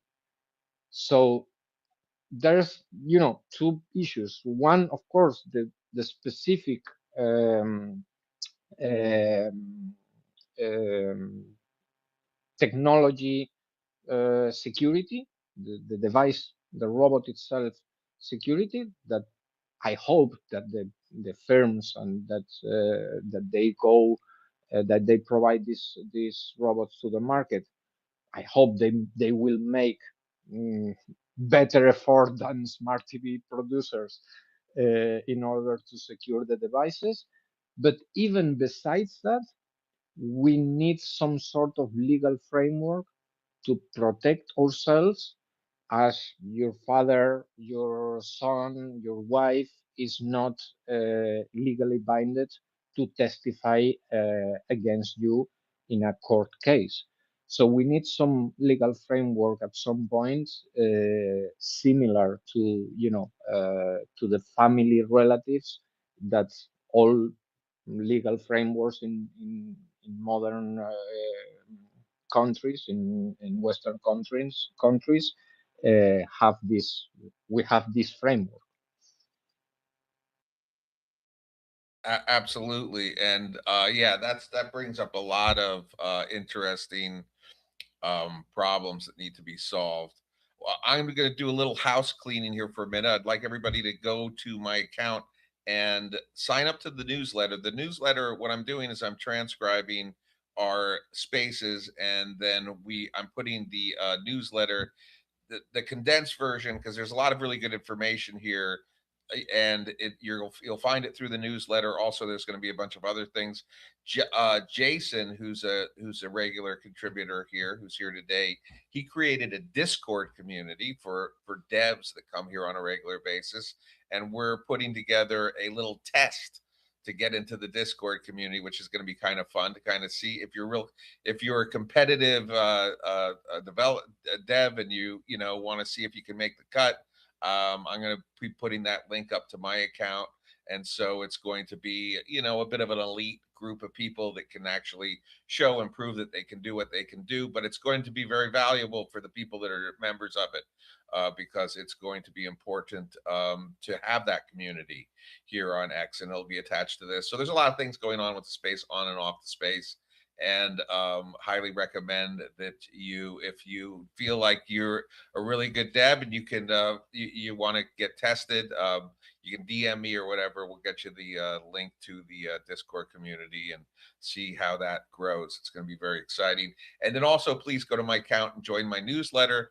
And my account, I also have a community AI toolbox, and we're going to build that up over time. So things are happening on and off the space, and it's a great, really the space, the value of the space are the people that show up and that come here, and the value of X is the people. I mean, I have spoken offline to real professionals that are really doing things, and that's where it's at. And by coming to the space and talking and letting everybody hear who you are and what you're doing, there's people that are really doing significant things in the real world. And so that's what we're nurturing here in the AI Biz Hour. And so I hope that you sign up to the newsletter, join the community. If you're a developer, to go to DM me about the Discord community, and keep on showing up, because this tsunami, as Andy says, is not slowing down. And I really like what Shannon's saying and what Fran is saying in terms of that this is, if people want easy answers, they want quick and simple, easy answers to take complex ideas that add a lot of uncertainty so they can go around their daily life and feel okay about things that they have no control over. And because of that, they're going to say X, Y, and Z, and Z, Y, and X is for sure, or is going to happen. And we don't know what's going to happen. And there's all kinds. We have a world that is where there's places on the earth that have different laws, different regulations, different cultures, and we have this thing that's moving so fast. And yeah, I mean, the idea that there's going to be a linear, homogeneous line and this is going to play out in some way that we can foresee is not going to be the case. And the only way to really kind of be on the tip of the spear and kind of in the mix is to find a space like this, especially if you're a high performing professional, and come here on a regular basis and kind of rub shoulders with other people that are in the zone, that are doing it, that are working at these problems to solve on a high level. So together, if you meet a like-minded person where you have shared values, aligned values. I think that is the key. You can find somebody who knows what they're doing and who says what they're doing and does what they do, and you have aligned values. The sky's the limit, and relationships are really the greatest value over your lifetime than anything else on the planet. At least that's my opinion. So that's my little spiel for the day. So I think we'll go with we have the app, and then we have Sand, and then we have Tim.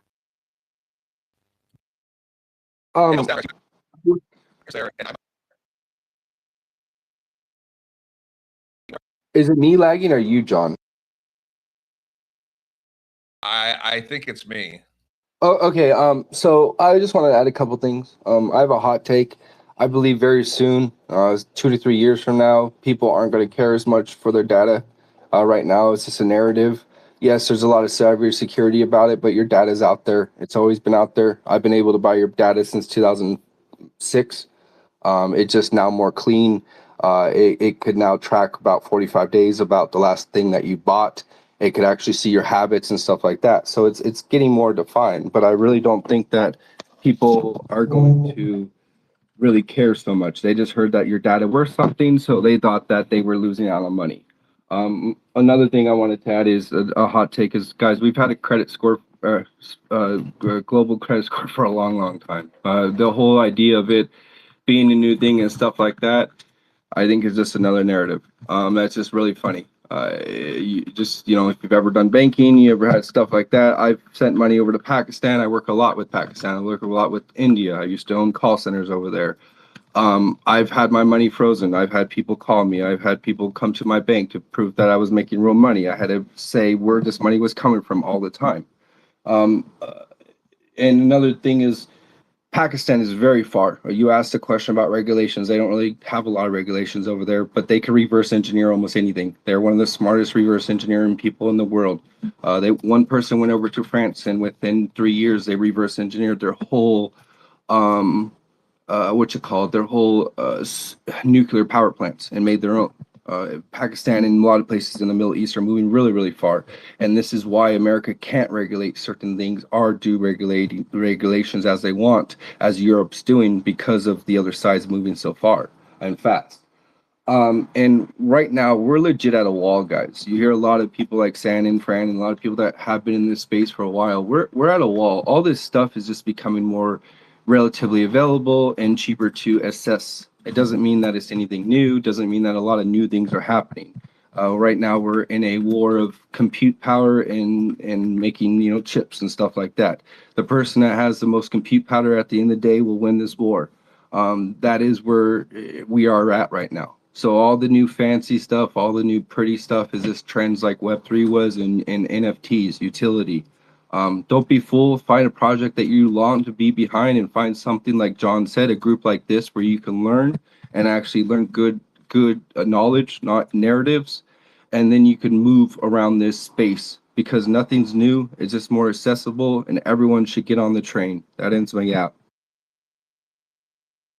Thank you so much. Yeah, I've not spent time in Pakistan, but there's a lot of interesting things that go on there and come from there, from my understanding.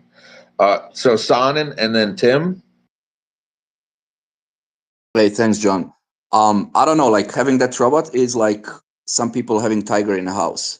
But again, there are things people don't understand at all. So what we see is something that we think we understand. Just going back to the case of the OpenAI being the 501c, then they want to become a corporation and all of this stuff, being legally driven, and then you have a robot which, if registered as a home appliance product, can easily get into the markets. Like you can go to Walmart and buy it, same like you're buying TV, fridge, whatever else. And that's actually what's happening.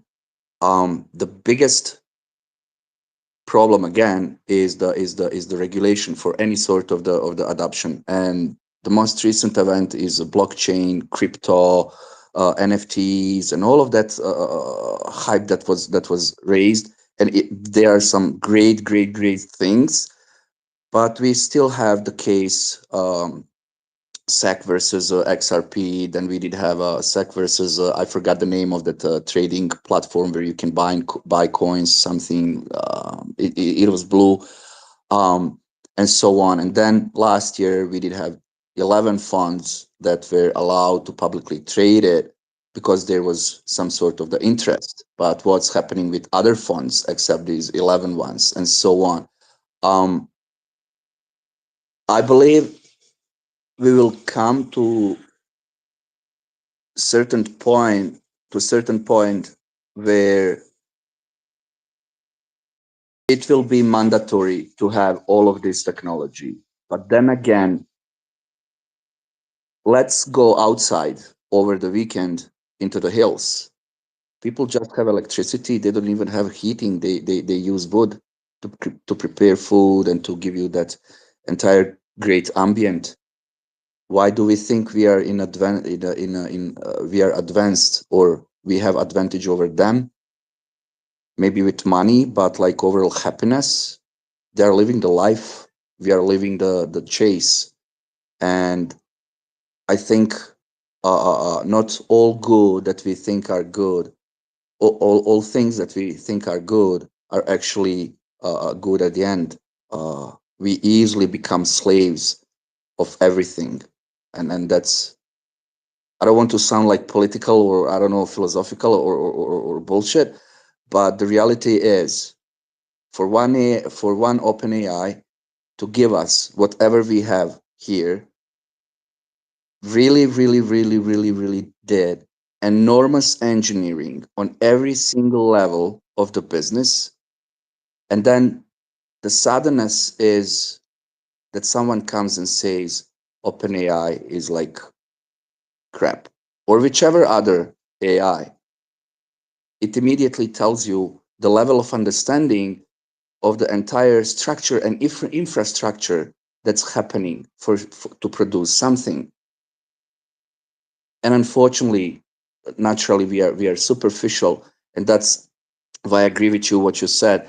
Oh, I read this, and now I'm bubbling about it, like talking shit and everything. Even I don't understand a single thing.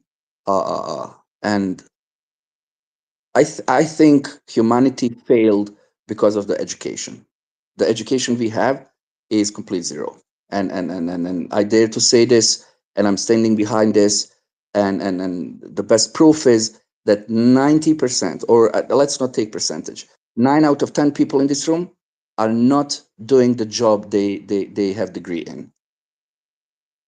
And that's why we kept being superficial without realizing what's the real possibility and how things works. Sorry for this long answer and monologue. Just wanted to add and kind of wrap it in from the tiger and like Mike Tyson. It crossed my mind when you said like having robot in the house, and then like the entire scope and process of having one, and the danger and not danger, and so on and so on.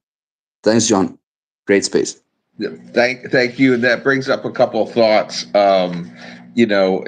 Maybe the status symbol in the future will be that you don't have to be attached to the internet or AI, and you have actually humans around only.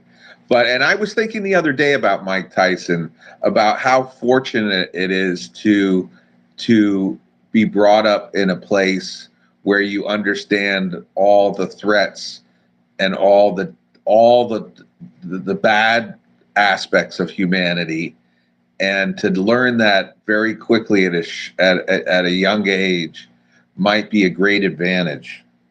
And now Mike Tyson's like a sage. I mean, the man's a mystic. He's really gone through the whole portal. And Mike Tyson really is a wonderful human being. I don't know why I went on that one. You, Shannon, would you like to respond? Oh yeah, just like you brought something super fantastic, the luxury, or like impress a friend. So people think iPhone is prestigious and luxurious. It's not, because if you really want to impress, go buy Vertu, which goes from $50,000 and up. Go buy Caviar, which goes $20K and up. have a diamond, gold, and all of that stuff that goes in. The superficialness, if I may say this way, goes that you think somebody is rich because he drives a Ferrari, drives a Lambo. No, the rich person is who has a Rollie and has a driver. That's the impressive. When you have a dude coming in front of you and there is a driver coming out, opening the door, that's the impressive. Like having Lambo, it can impress superficial level people who are breathing that, and you are part of it. Because there is one word in my mother tongue called skorojevici. I don't know how to translate this in English. It's like oligarch, but not even a full term of oligarch. That's somebody who got rich literally over the night, but literally over the night, like having friend in politics, and they gave him $1 million just so they can launder the money and stuff and so on. And that's how it's seen. And that all of that superficial stuff is just moving. Oh, I want to have a Lambo. I want to have a Lambo. I want to have an iPhone. I want to have a whatever. When on the other side, the reality is that true luxurious is not having a driver to show off, but to give money in the right direction to somebody who can feed his family. And dudes that are attached to the Lambo are attached to the clubs, broads, and all of that stuff. I have nothing against it. I love it. But isn't it value to have a driver and feed a family higher than like doing this, what the superficial, and again, where the education failed, where actually humanity failed in terms of education and everything. And you really brought a great example. Thank you, Sam. And yeah, I mean, it's, this is the thought I have is it's just luck that we're born into this iteration of society. I mean, and the values that it holds at this time. There's many iterations of society in many areas of the planet where the value systems, and even on Earth, like I traveled to Southeast Asia, and I don't know if it's true, but maybe Americans or some of them think that the world cares. But nobody cares. They have cultures and values that has nothing to do with you, and they don't give a crap about it. And I guess the point that I'm saying, I'm lost on a tangent. I don't even know where I was going with that. But it's important to realize that the world is. You can have people that are in blue zones in Japan that have to go and milk their goat every day, but they live to be 120, and they're in better shape than people who are sitting in front of their computer that have every game to the thing, and they're drinking sodas that have 20 pounds of sugar in them. And who has a better life? Yeah, absolutely. And I've had people that I've known that have had huge amounts of success, and you never know what they go through. So be content where you are. The universe is going to smack you around no matter what happens. And so I'm sorry to jump in very fast. 90% of the Lambos that people show on social media are rented for the picture, and that's it. They're not even real. But enough of that. You're right. Yeah. And the world is what it is. If you're really desiring to be somebody other than yourself, that's probably not the best thing. Tim, how are you doing? We kind of went off tangent here. So that means that we're probably getting close to wrapping up. It's almost 2:00 in North America on the West Coast. So I think we'll go with Tim, and then if you have any other last words. Also, again, please, everybody, go to my account, sign up to the newsletter so you can be informed. DM me if you're a developer so you can get on the Discord. And I really highly recommend that you come here on a regular basis and speak up so people get to know you. There's more going on than just the space here. And there was a conversation earlier about I was with the incubator. There's a gentleman who is trying to build something that vets, instead of using resumes or whatever, it uses actual skills to show who you are. And I think that that's really where that's going to hold huge value. So we don't have to judge by people's, social media accounts or what they say. That goes to the anti-influencer idea, where there's that guy the other day he got up at 4 a.m. and put a banana on his face and did all of this stuff. But if there was a system where people's true skills were easily accessible and verified, that would hold a huge amount of value. So Tim, let's go to you. Hey John, thanks for the mic. Yeah, before I give my share for today. Yeah, I really resonate with Sannon's points about society being superficial.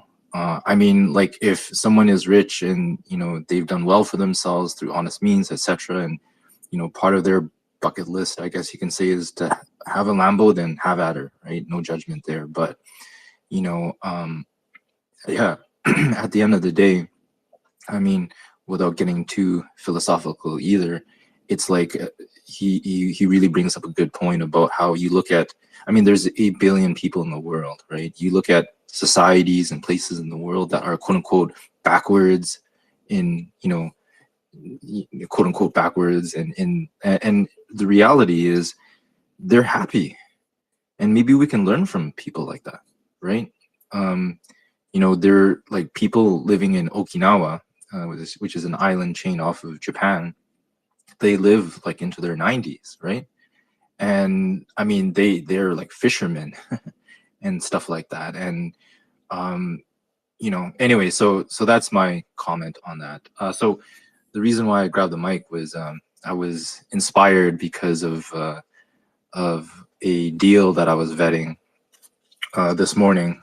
There were some round of back and forth conversations with this individual who is seeking like VC venture capital money, and I ended up saying no to him, and that's sort of what inspired me to kind of write the post that I shared on the Purple Pill. And if you want, I can put it on the Nest. But anyways, so it's sort of like a 4-point thing. So I'll just quickly like run through it. So I titled it VC Advice for Pre-Revenue Startup Entrepreneurs. So 4 parts. One part is don't ask, and each of these 4 parts was exactly what this founder made a mistake of, in my opinion. And so therefore I said no, politely to him, and asked him to, refine his product market fit as well as his ICP, which is to say his ideal customer profile, because he was like, no, we're going to sell like an AI product to, people that don't know anything about coding, but wants to, vibe code, right? Which is all the rage these days. We also want to sell our product to experienced coders, and we also want to sell our product to enterprise customers. I'm like, no, wrong. I didn't say it quite that way, but basically I said you might want to, look into product market fit and choose one ideal customer. Anyways, without further ado, I'll just quickly run through the 4 points. So 1 is don't ask for money for sales and marketing.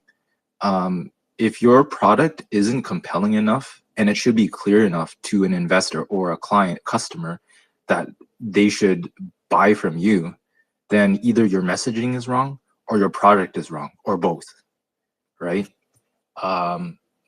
So I think that's just so important. And it is, like it or not, part of the role of a CEO. When someone says, hey, I am the CEO of XYZ company, I'm a co-founder, the expectation is he or she can sell the business in a compelling way to be like, okay, yeah, I'm a VC or an angel investor and I will write you a check. Or yeah, I'm a potential customer and I will give you my hard-earned money to use your AI product, right?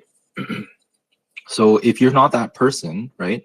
And I'm just saying, I'm not targeting anyone here. I'm just saying in general, like if you realize you're not that person, that you're like, you are a co-founder and you say you're a CEO, but you're not good at that public-facing selling element, then I would strongly advise that you find another CEO. You could be a CTO or COO, right? In the early days, like honestly, in my opinion, like titles don't really matter. Everyone needs to do everything anyways and wear multiple hats. Or, find a co-founder that does have that skill set, right? Much like, John does, right? In terms of his marketing experience from the past, right? To, potentially retain someone as a fractional CMO, or another co-founder that has that marketing skill set. So second point is have a data room ready to go. I asked that person and he said, no, not as of yet. I'm like, oh, okay. Well, that's, it's not an automatic fail, but it's kind of a yellow flag. It's like, to me, that indicates you don't have your stuff together, right? You need to have your paperwork in order. In order for anyone to seriously consider like investing in you. It's like, no, you're basically saying, no, I don't have my paperwork in order, right? Not good. Third thing is be prepared to answer go-to-market questions, right? So assuming that you do get, let's say you're out there raising like a, $500,000 or $1 million or whatever number that is appropriate for your industry to raise at particular stage that you're at. Say you're looking to raise $2 million. Any potential investor worth his or her salt will ask you, well, what's the use of funds, right? And so it goes back to the question or, pointer number one, which is we don't want to see, ideally zero, but minimal like funds used for sales and marketing, especially when you're at pre-revenue stage, because you're literally not making any money. So it's like, so you're telling me that you want me to invest in you so that you can advertise a product that has zero sales and doesn't exist yet. I mean, I wish I was like extremely rich and I could like, just splash money around, but that's just, out in La La Land, right? The fourth and final point is be prepared to answer how the startup will be using investor funds, as I said. So think like an investor, right? How would you imagine you being in my shoes, right? Or an angel investor's shoes? Like, how would you would you invest in your own company, right? How would you like to see a prospective startup use your own hard-earned money, right? And so green flags would be like reasonable salaries, right? Not, oh, okay, I'm gonna pay myself $10,000 a month, right? As a CEO for something that's pre-revenue. That's just ridiculous. That's La La Land. Reasonable salaries, minimal number of people on payroll, not like, oh, we're going to hire 3 people to do this, 7 people to do that. It's like, but you have no product. It's like, no, you need to like do it on the bare bones minimum, right? Green flags also is self-funding, which is to say in the very, very early stages, you and your co-founders are the ones that actually are putting in sweat equity and or money to, pay for a server, to train the AI, right? Till you get to MVP stage, you have an MVP, you want to demonstrate some sort of traction. So ideally you already have a steady stream of customers, but barring that, you have some paid pilots. Okay, well, just get someone, right? Whether it be a B2C or B2B situation where they're willing to try your product out and they're just going to give you $50 or $100 to try it, right? At least you can say with their permission, of course, hey, this company was a paid pilot, right? Tested our product, paid money, and liked it or didn't like it, and these are the reasons why. The reality is there's no perfect product, especially that early stage. So don't pretend to investors because we'll find out, right? And just be more realistic and authentic that, hey, this is what beta testers loved. This is what they hated. Good. I like that, right? Because now we can work with that, right? And so then, going on finally and lastly to red flags is, again, like high salaries, right? It's like, okay, no, you're a startup. Don't be paying yourself something that, Mark Zuckerberg would be charging, right? Charge out rate as, because you're literally starting from zero, right? Asking to hire more people than necessary. This is a very important one.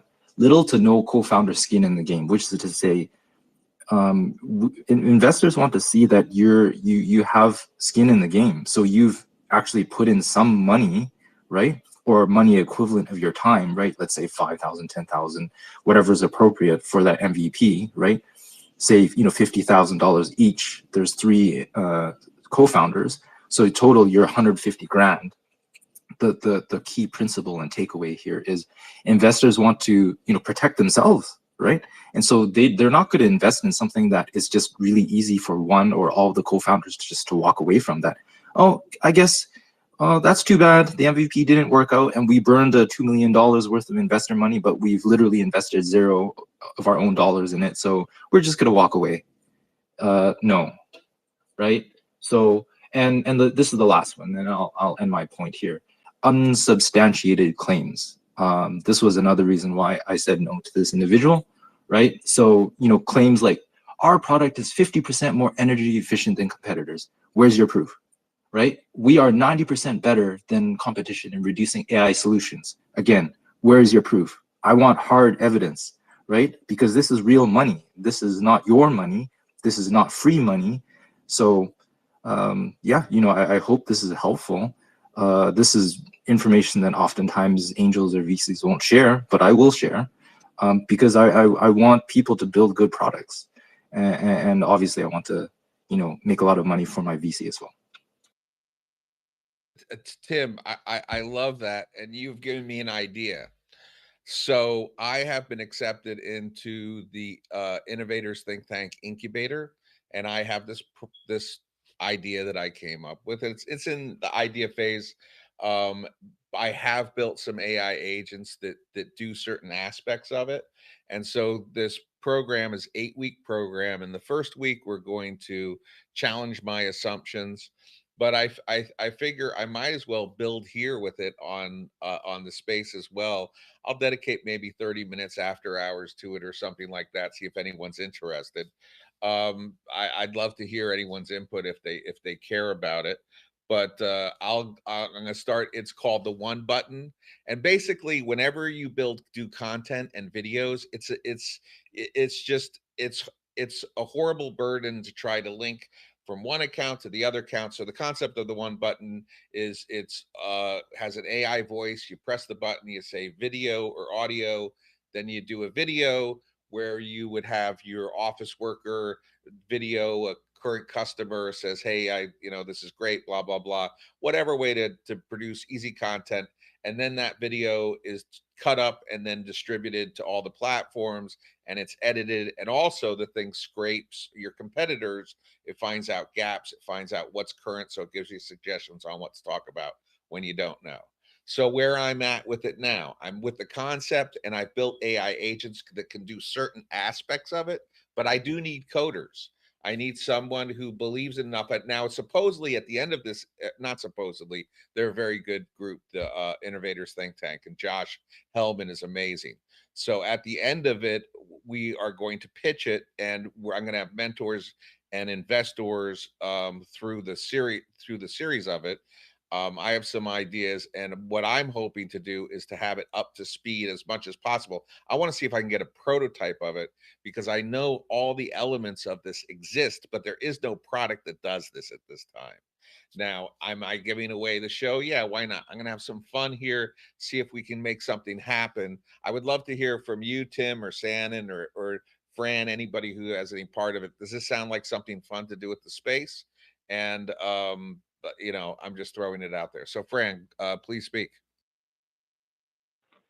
Yeah, I was just going to make a small comment on what Tim just said. It's the post is really interesting, and all your comments you made of explaining the post are really interesting, because I'm sometimes little bit more rude than Tim explaining this stuff. But people think that venture capitals, it's like, yes, spoil me, baby, spoil me. And it's not like that. Okay. To in order to get investment from a venture capital or from business angel and these kinds, you have to show them, even every and any every and all venture capitals and business angels, they know that they are taking risks.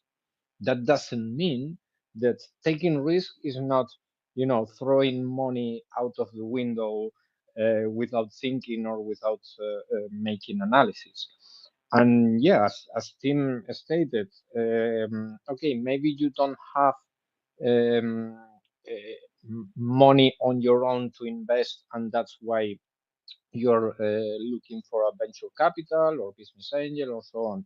But how much time have you put in your project? And have you managed? Because I'm thinking on two clients. I had one last year and one recently. Yeah, it was also last year, but at the end of the year, and there are two huge differences between them, because one of them is seeking for a specific, well, for a project he's designing and thinking of. He's seeking for venture capitals and investments. So I made some consulting work for him, and he was asking me to help to introduce him for venture capitals and so on. And I told him no. And I and he asked me why. Because the reason is that, first of all, I know you have money available, and second of all, even if you hadn't, I'm certain that on your family and friends you have money available, and you haven't managed to convince not one person of your close circle of family and friends to invest not a single penny on your project. And on the other hand, I have this other client that he's doing well because he designed the project. He make a great effort in the in designing the idea and the project, and without him asking me, I'm trying to help him in finding business angels and venture capitals, because he not only make a huge effort in time of his own, but he also explained the project to part of his family, and they already invested 50K on his project. I know it's not a lot because the project requires much more money to develop, but at least this person has uh, will be able to prove to a venture capital or to a business angel that he's really attached to the project and he's gonna make effort on working on it and developing, and maybe he will fail. And for sure, Tim can say correct me if I'm wrong. Venture capitals, they know that out of 10 projects they invest on, 7, 8 are going to fail, even if they are done with a lot of effort of the entrepreneurs, even if they have the best willing, and even if they manage to find some initial seed capital from their family and friends, and they know that 7, 8 out of 10 are gonna fail, but the those 2 or 3 that they succeed, they cover the losses of the others. So even venture capitals know that they are risking their money, and they do a lot of analysis and a lot of budgets and a lot of Excel files full of numbers in order to structure their money and their funds for them to be profitable. But at the end, they know that there are risks. But taking risk doesn't mean that, as I started saying, yes, spoil me, baby, spoil me. I want you to be my crypto daddy. So yes. Sorry to be so specific on the topic. I love what you're saying. I love what Tim's posted up there. I think this is just kind of the universe speaking. So I'm going to tell everybody. So Josh Hellman is a professor at a university in Colorado, and they have created the system. And he said that he's gotten 4 out of 10 people successful through their innovator system, and now they're trying it globally. And so there's 5 of us starting off, and then I guess there'll be 50 or 100, what have you. And so the first 2 weeks that start on Monday is assumption mapping and validation, and I'm part of it with my project, The One Button, and I'll share with it every week where we're going. People can throw their 2 cents in. I'd love it if you tear me down, or if you want to add to it. I have some ideas about, because at the 8th week, it's investor ready, and we're going to pitch. Now, I don't want to give away the show to investors. I want to have a viable product before I pitch, just at least that's functional. So I'm hoping to find an and not an investor, but I'm going to put in as much effort. I've made some AI agents that can do parts of the task. I need a dev to do some of the heavy lifting, and I'll do whatever it takes. But it'll be fun to do this, because it might just fall on its face and fail spectacularly, which might be just as much fun, but it'd be more fun to make some money. So the first 2 weeks are assumption mapping and validation. The 4th week is solution and reconstruction. Then the 5th and 6th weeks are build out and testing. The 7th week is business model development, and the 8th week is investor readiness. And so maybe we'll, so I'm going to keep everyone abreast. It's going to be a fun experience. We'll see how everyone's, skills and experience, hit me, let me know that all my assumptions are wrong, and that it's just going to be a big flop or whatever, but just have fun. And I think that this will be fun. So Tim, thank you so much for what you put up there. You're so right on. It's perfect timing. And yeah, that's really great. And you're doing it. You're doing it by doing this. Keep doing this here, keep throwing what you're doing. San in the other day, he said, just get it out there. You want to repeat what you said the other day, San, and about, give it away, see if it works, something to that effect? Oh yeah, that's like whatever you want to launch, just go and start doing it. If you start thinking, then you become your own enemy. Oh, what if this? What if that? I think I've shared this story earlier. When we launched our agents, Zoo was he and Liana were the only one externals. It failed dramatically. Like it was disastrous how it failed. Nothing was working, and we were testing it like maybe a couple of hours before, and then we showed them the video, one of the first videos I shared here. Well, sorry, it doesn't work, but here's how it's supposed to work. And 8 people approached to us. 2 were like, oh, I'm in. I see what product is going to be in the future. I want it. And even if you didn't have like any of response, like if it fails, that's completely normal. Things will always fail. Like no one built anything. Like even God took 5 days to 7 days to build everything. So don't bother with like if it fails, like it's completely normal. Just go push and do it. And when you get into the MVP or pre-MVP test mode, so condition, guys, for to get on this space, even to listener, is to test AI John's one button thing, and then we can go and test it, because that's the best way to get the feedback. Somebody is trying it, like especially around you, like, hey Sunny, why do you think it works? Because of this and that. Why do you think it doesn't work? Because of this and that. Is it going to be sellable? Of course, for me everything is sellable. If people were sold these fidgets that kids are like twisting on their fingers and shit, like everything is sellable. So yeah, go ahead, just push. And if you need me for anything, you know where I am.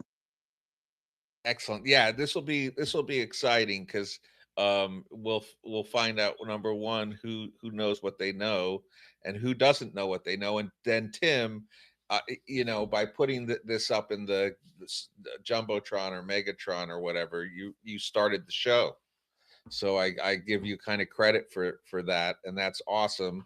And yeah, no, this is going to be fun. I'm excited. So we have Real Lucas. What do you want to add to the show today?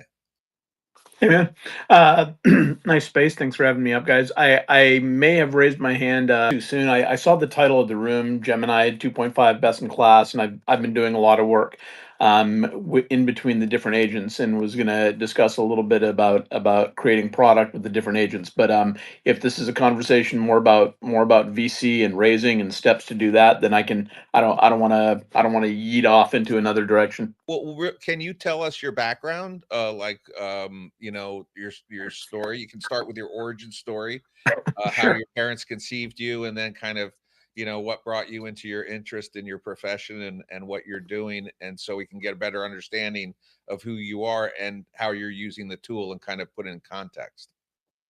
Sure.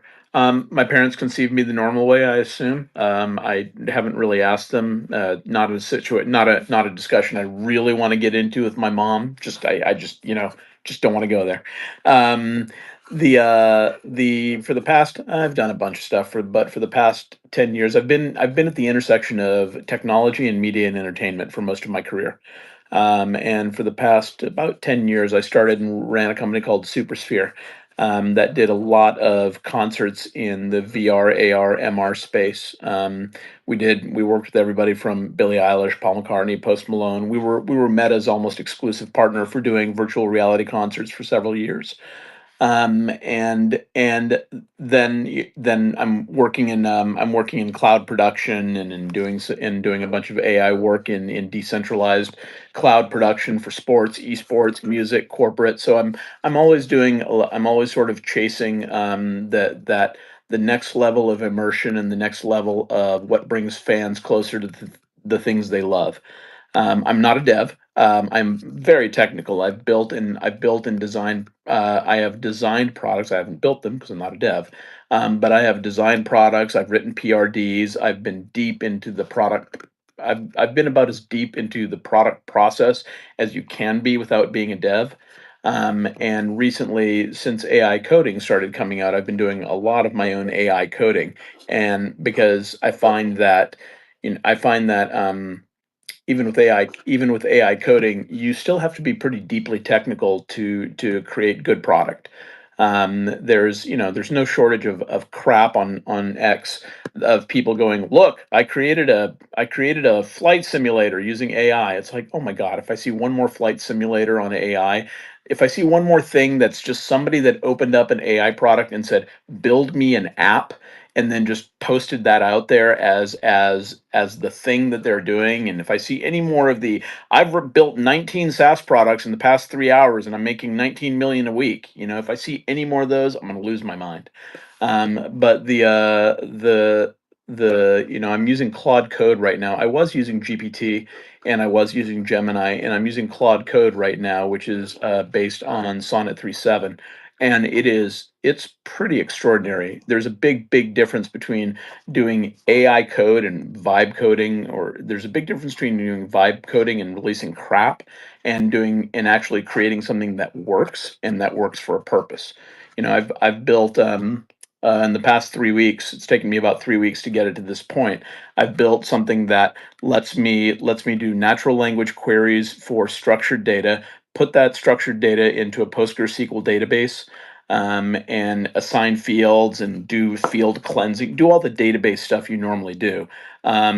And do assign fields, do field relationship stuff, then do natural language queries, natural language questions that then turn that into relevant SQL queries. So I can use natural language to query my database and then integrate that into a CRM, and integrate that. I've been now integrating that into a CRM and integrating that. I've already been exporting to Google Sheets and Excel, and I'm just now building the thing that is an MCP, a couple of MCP agents that automate the database, because this is data that changes pretty frequently.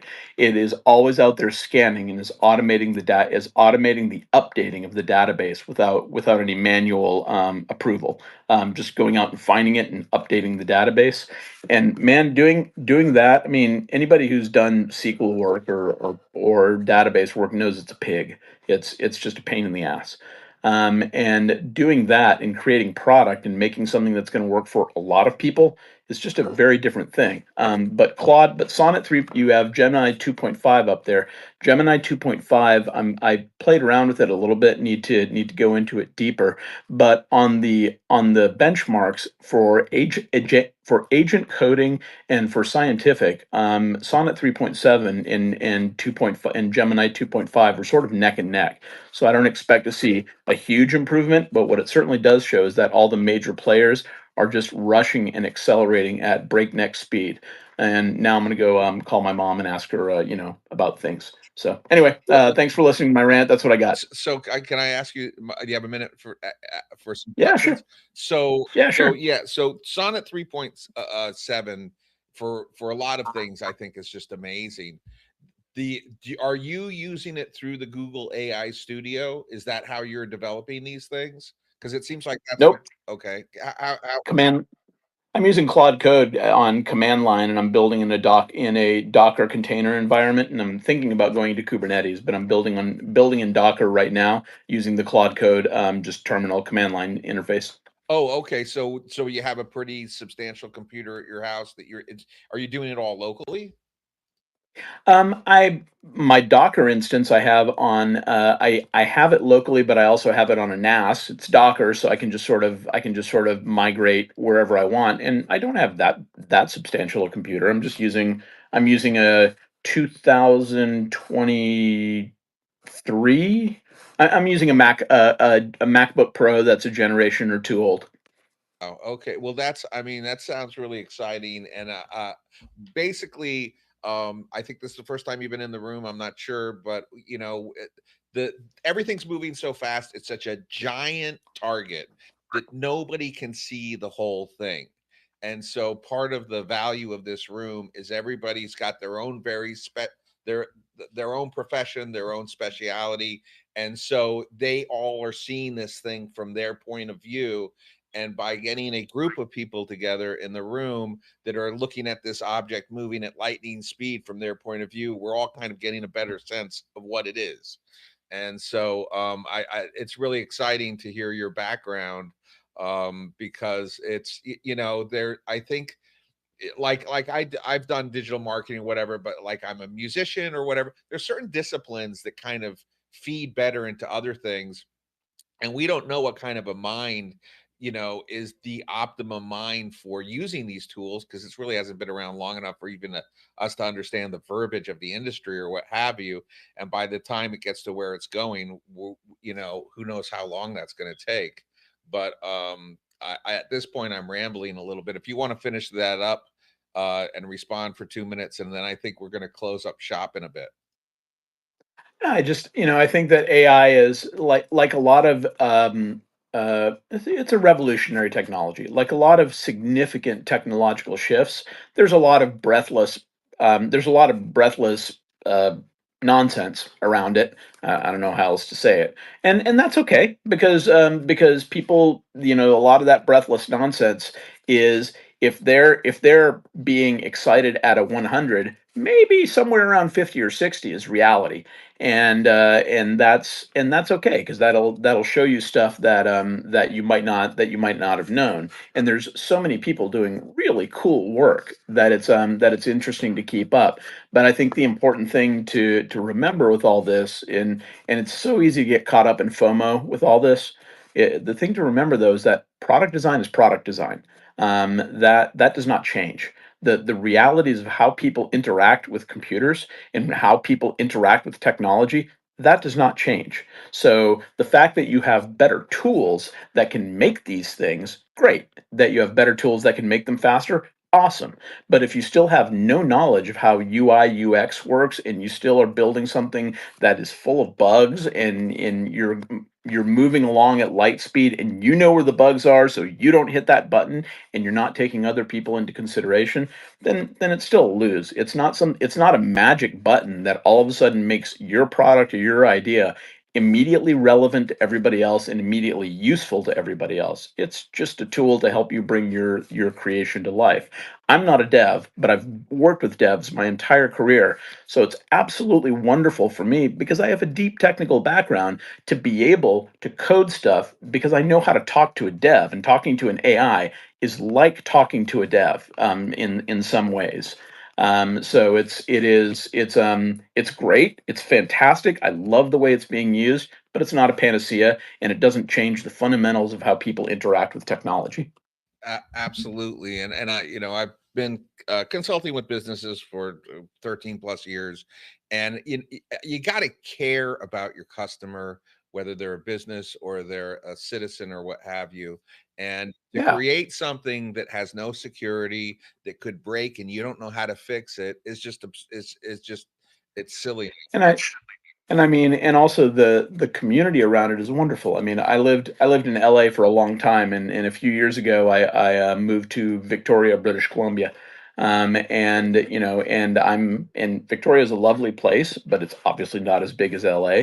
But keeping that sense of community with spaces like this and with all the AI chatter around is really important. So appreciate you opening up the space. Thank you so much. Yeah, and it with it being a new technology and a lot of air and breathing, it's important to find places, or to be able to quickly d- discern who you're speaking with and where they're coming from. And so by finding a space that is, I'm just going to keep on hyping this up a little bit, but by finding a space where people are focused and aligned on a shared vision, it helps to to kind of talk shop, see what's going on, and learn things where that the source has some legitimacy. Let's put it that way. Mr. E, I seen that you got into the room. I'm trying to pull myself away from here, but I'd love I to hear know. what I you could have to never say. come in earlier. I had a meeting until about 10, 15 minutes ago, and I enjoyed listening. That was Real Lucas, I think, that was speaking. So I enjoyed your perspective. I think you're hiding behind the "I'm not a dev" thing, and you know more than you let on. But I think that's a prudent thing to do. So stick to it, um, and skip the conversation with mom. And anyway, I've also been using the Gemini Pro 2.5. I'm still on my first thread. I pulled up mostly an all-nighter with it and got pretty deep into like keeping it on the rails with one thread, and I was so impressed. Really spending some time looking at each of the thinking steps, and because they reveal the thinking, and it's significantly improved the planning stages and how it infers what you're asking for and how it readjusts. I don't know if it's all templated yet or if it's dynamic, the thinking steps, because I don't have a feel for it yet, um, until you do a lot of threads. But um, I've also got that with Sonnet going back and forth, and it really kicks it up a notch. So it, I'll have to just at another time share what I'm doing as I wrap this up. But in the course of that thread, I had it essentially create an artifact that was like a multi-tab dashboard, record its history, JSON files of its thinking and everything. Like each turn of the dashboard, it would update it. And I would just take this artifact and I would look at a reply that there was this multi-tab thing, mermaid diagrams with times, amazing. And we, between that and working with Cursor, in this particular case in the IDE, I was able to get all of the Gemini threads that you can download to Google Drive. So this is an important thing. If you just look at the top right when you're working in AI Studio, there's the save button there. And when you hit save, you can go to your Google Drive. And in Google Drive, you'll then see a folder for AI Studio, and that will have your chat threads. You can share them with a link with someone, and you can also download those. And so I asked the assistant to build a parser, and so now I have a parser that goes through and deconstructs all the turns and puts it into my database. So, that was a nice, segue of the first thread to get that checked off the list. So I think that's just an example. But Real, I wanted to just loop back. I really, really liked what you shared about some of your infra on the back end. I mean, if you're doing Kubernetes, and also I was curious what if you if you looked at some of the different search providers, if you were using DuckDuck or another one, because you mentioned it was refreshing, or are you doing like a crawl with I'm Elasticsearch or something? You um don't have to. You don't have no, to it's all say right. if you don't. No. I'm using Docker right now, but honestly, I had never used Docker. I'd never used containerized development before this project that I'm working on. So I just asked Claude. I was like, "Hey, help me containerize this and tell me what to do." Right? And so Claude, Sonnet, walked me through the process of containerization. And I'd like to put it on something a little more scalable because the database is small right now, but it's probably going to get pretty large. And it can only be on Docker for so long. I want to be able to scale that to Kubernetes. Like Seems like the a logical choice. DynamoDB or Redis or Yeah, something. Yeah. something. So And already I'm hitting the limits of what I don't know, right? Because I talked to a senior dev buddy of mine, and he was like, "Why'd you do PostgreSQL? Why didn't you go with Mongo because of what you're doing?" And I was like, "I don't know, dude. I'm just doing what the AI tells me, man." And he's like, "Well, all right." But the search, I honestly don't know what the search is doing because I'm using I created a natural language conversation, right? So I asked an AI backend to go search and find data, right? So what the AI backend is using, I don't know. What So is in Please, that case, Lucas. it would Oh, be sorry. good to validate that. Oh, no, yeah, no, you jump in, but the stuff that it returns like that, I do find validations really important on that I for those links. Yeah, I do have a certain amount of validation logic. Also, the kind of things it is searching for is very industry specific, so it's kind of easy to eyeball it and validate it. But as it gets bigger, obviously eyeballing is not working. I do have a validation stage, which I don't know. It's sort of like cheap journalism. It requires two valid sources before two valid sources that are not owned by the same company before it accepts it as fact. But it's imperfect at best. It's just faster than me. The thing that I've built is a hell of a lot faster than me searching for all these things. Yeah, sorry to jump in very fast, Lucas. Just please do not build a Kubernetes infrastructure with AI. Please don't do that. Okay.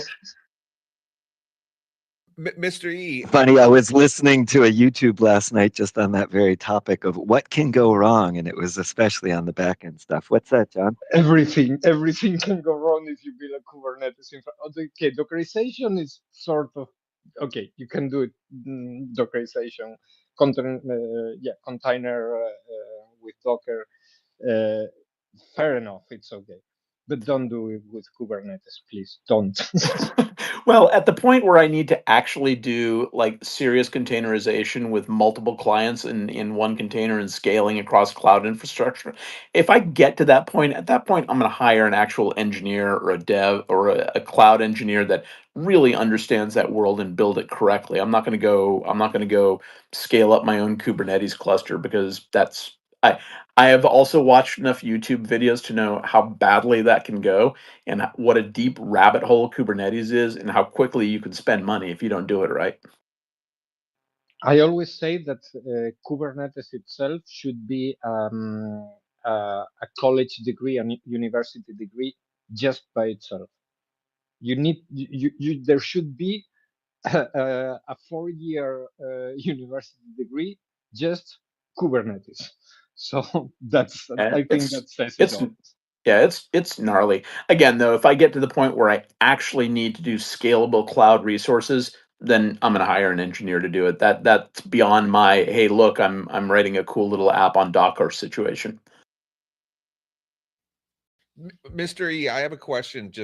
So you're using the Google AI Studio now, because that's a huge advantage if they're now connected, where Google Docs is now connected to that whole infrastructure. Is that the case? Yes, and what my next step is, I want to just so I've done a lot with Google Sheets, like for business stuff, with the API and access and direct access to Sheets, pulling and pushing. So I'm pretty familiar with the whole backend project and API side with Google. And so yes, I was planning to then take those thread IDs with a shared link, but that's still something you need to initiate at the beginning of a conversation. And so this is why I was trying to get something even more dynamic, which I've got with some of the other models. So I think it's a real enabler to have the sharing, just to be able to download your thread, right? But the important thing is you have to hit save. If you don't hit save and you refresh the browser, or something like that, you'll actually lose that thread. I've done it multiple times, and so it's one of those things I just remember to hit save as soon as I'm getting into the turns. I'm one of those people with too many tabs open, right? What I did want to share, John, is around this whole thinking about architecture and backends is what's been so useful, and I got tremendous value out of this, is, these different personalities, and they've shown to be effective. There's a lot going on, or like a John Carmack as one example, or other ones. And that's really great. He'd done the Doom game. He's a brilliant guy. That's in like the AI community that brought that to people's attention. What I wanted to say is I stumbled on just general like principles around back-end architecture and just architects. If we think about like devs, right? Then the high level of that is architects. And there's a gentleman, Gregor Hopfe, Hohpe, and he kind of did the same presentation. It's about an hour long, so you can find a couple different versions of it. I'd strongly just suggest spend the hour, because he takes this view of, it's about thinking like an architect, and he takes this view from like the boiler room to the penthouse, right? Like the whole elevator view, from the details to talking to the executive suite. And his background is he kind of built the systems at eBay. He's now head of architecture for AWS. And he, does consult, has written tons of books. He's quite a thought leader on these principles of architecture, the early days of microservices, and how to think like an architect. And that's actually what I found the most important thing is I've done some architecture stuff on the new platform thing, and it really came out nicely, mixing in using these personas along with, the rigorous kind of the CMM stuff, John.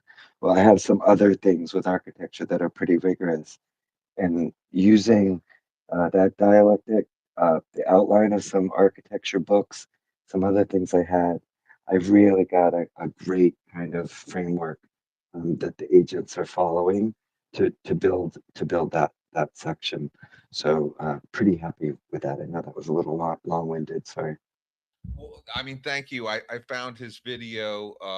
That's Gregor Hohpe, and I put it in the purple pill. I think everybody would be interested in following that. And thank you, Mr. E. You're really bringing it. And I I mean, that's really fascinating. With can you make agentic AIs in Google AI Studio? Is that uh, where it can interact with the Google? Not that I'm aware of yet. I do both the Gemini. I signed up for that. I also did the Pro account for Google, just because this is out, and I've already been using that one more. I mostly use Sonnet 3.7 extended in the IDE environment. Like that's my core. So I run both Cursor and Windsurf.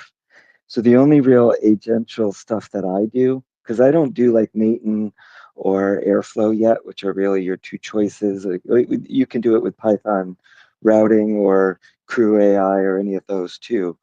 But that's really around like usually a specific thing as opposed to, I have tried to have a generalized capabilities so that when different domain knowledge is hit or a different problem or a different area of the business, it's very adaptable to that because it uses kind of a common project management organization structure. I have governance documents. Like imagine all of that old governance stuff and project management in this form and SOPs. I do that to the nines for like every project. And then I don't know if I said one of the power words I've really been using lately, but that also Greg Hope reinforced was this nature, not just of abstraction, like too much and too little, there's a balance to how much you abstract things. It's that happy medium that you get its benefit, but not that it hallucinates. It translates right over. Um, so that abstraction piece is good to keep in mind. The other power word, though, that I'm finding has strong things on the software side is the use of the word atomicity or atomic level of the tasks. So I have it break projects down into atomic work chunks where the atomicity balances kind of the scope of work and what they can do in one cycle. I have a pretty decent feel for what to tell them. So I try to have a project not have more than like 5 to 7 tasks under it. And we should be able to bring a task in like, a couple cycles, maybe 1 or 2 cycles, ideally 1 cycle, so that it goes through, runs for like 10 minutes and finishes. And I run both of them at the same time. And so that's a whole separate topic. Like they drop telemetry to kind of coordinate with each other and they each do part of the tasks in collaboration. So that's the benefit of running 2. There's still a lot of oversight, like watching it, like the observability side, but like it's kind of one of those engines. It's almost like I've done it a number of times now over the last month, and Hey, hey, kind of Mr. K, getting it going. I'm curious. What do you find is the main difference between Cursor and Windsurf? Because I've been using Cursor until I started doing just CLI with Claude Code and found it pretty effective. Yeah, you should stick with Claude Code and use Windsurf and use Cursor. I mean, if you can do it, I would get accounts on both of them. Then you can run both the IDEs at one time. Sometimes you don't want to switch out of a thread, but you're like, oh, let me just go fix this linting on this and clean that up and do this, whatever. Well, you're going to blow your context window on that thread if you do that, and you want to keep it on point. Yep. That means you got to change to another thread, then come back, and it's a lot of delay. And I always question, did they load everything back when you reload a thread? Like so I use it like, and I actually use VS Code with Copilot in it as well. But Yep. I don't trust Copilot at all. And I actually had Copilot write a letter of its failures to Microsoft's management, but I didn't know if I want to be a jerk to post it on X. And I was like, it sounds negative. I make it nicer. So I had Claude write the version 3. But anyway, What- yeah. I'm concerned. Again, I know you say it's a bit of a fallback, but I'm really not a dev. I don't. If I needed to code from the ground up myself, I I'm just couldn't. joking around. Yeah, with you. but I'm concerned. I'm always concerned about going like I have Cursor and I have Claude Code CLI. I'm always concerned about giving tasks to those two different things because I figured that their level of understanding and their coding style is different, and I'm concerned that it would clash with each other and create problems that don't already exist. Oh, 100%. It's not like you would do it willy-nilly. I'm doing it for a purpose, and I kind of have a plan around that. I've been doing it for quite a while.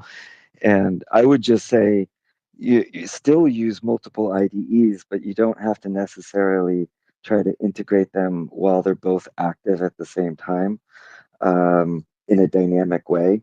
See, Okay. that's different than a formal routing, right? Got it. Okay. This is like a flexible team approach, right? Where they actually make decisions while they're doing it and reassess because they run into a problem or this test failed. Let me do that, It's very common. And then I do the morning sprint with all my agents. So literally, these metaphors are exactly what is helpful. So I Yeah. have a specific acronym I use, and we recently added a CR, a check rules thing in it, because when you put Sonnet 3.7 in thinking mode, it will more often check your rules file, but the regular 3.7 doesn't check very often. And Yep. so as you get down and through it, it'll forget some of the rules. And I've got a few rules I'm really like a stickler about, like header files and certain things that make my methods work, that Yep. the metadata has to kind of be there and consistent, right? I Yep. even have another auditor for those things. Certain closure that checks the tail of a file. All of these things of like, I know what can go wrong, so I have like checks for them. So I kind of, it's kind of, I run it like that way. Did that answer your question? It does. Thanks. I'm gonna step in for 1 minute. Just I want to let everybody in the room know a couple things. So Mr. E is a very high level when it comes to giving out information on how to make a prompt become something much more than what you think a prompt can do. And I have been so fortunate to pay attention to what he says and to use it. And I think you threw some gems out here. Abstraction piece, Thomas, Atomicity. So yeah, it's the yeah, level of abstraction and atomicity. Yeah. What you specifically want to do is like standardized interfaces, right? I think so. So if you're trying to get it to think on the business side, Gregor Hope said use this phrase business technical domain. So by putting the dashes in there, when I do the governance and the CMM, I'll use a phrase like that, right? But then you'll use phrases if you want to keep the flexibility. You'd use a phrase like domain adaptive, or something like that, and it'll know if you use the word parameterization or adaptive, it will automatically go that direction. There's a variety of ways I found to constrain the models besides actual words and prompts as well. A couple of them are surprises I could share. A quick one. and I highly recommend if people care about the subject, grab a notebook right now. So please continue, Mr. E. Well, it was just a quick thing. Another way to get a result is like, let's say you're trying to get like the text version or like a compressed version, an abstract of your message. And so I stumbled on this by accident, but it was around with the product requirements document. And then I have a step after that. I mean, and that my PRD is like 15 pages long, like that it fills out for a project. And then it goes from the PRD to a specification, like a spec sheet. So like if it's a front end, I have a front end spec. So then what I've been doing is taking the front end spec where it takes the PRD that's completed with the market stuff and personas and things before that, customer profiles. So then when you get down to doing your spec, like, and these are normal business processes, it's just a way with rigor to do it with every project with your LLMs. So anyway, I see there's a couple of hands up, but here's the long and short of it, right? I was trying to pick different formats with the spec sheet. So like this is the desktop, the mobile, and you want it to be with your React, right? You want it to be responsive and work across mobile, desktop, iPad. And I was really thinking like, okay, I wanted to also, as we move to the world of voice, the display is going away more and more. So even the phone, you're going to get a lot more audio. You're going to say a lot more. So the minimalist interface, and so it's heading more toward the watch is going to be a much more popular interface over the next few years. I think over the next several years, we'll see a dramatic rise in the adoption of people wearing smartwatches. And so I wanted to prepare for that trend. And so I started to incorporate in my prompts with the spec sheet that you match the spec around what you're doing, right? Like the technology stack you're using, is this Flutter, is it whatever? And so then that's how you can get really good tasks that are focused with the tools and exactly like interfaces, and it's ready to go. That's why that'll keep it on the rails. So here's the surprise. By asking it for the watch form factor as one of the three, it realized it couldn't put the regular content on there and have a reasonable UI UX rule. So as it went through the user experience and flow rules, it just, in the metrics I have there, it looped around and said, I'm going to have to change the format and come up with a new syntax and a new approach to display information on the smaller constrained form factor. And it actually worked out real nicely because the parameterization. So I hope that makes sense. Of like, just by constraining it, I didn't tell it to suck itself in. I squeezed it in, and it adapted. If that makes sense. Absolutely. So whatever application you're using it for, think of all the constraints that are possible. Don't just keep it in your head. Share that with the LLM, and it's becoming or it is creative enough to understand those limitations and then adapt the output based on it. Is that correct? 100% versus if you tried to say use like trying to get something in a tweet, right? You're trying to do this. We'll try to do only this many characters. We'll make it only 8 lines long, whatever.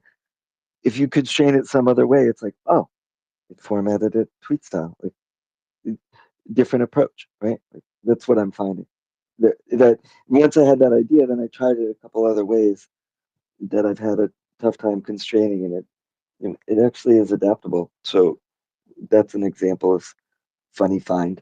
Excellent. Well, I'm doing my little pitch here because you're in the room and some other people. So I was accepted into the Innovators Think Tank Incubator for a 8-week program to develop a product that I created, which is called One Button.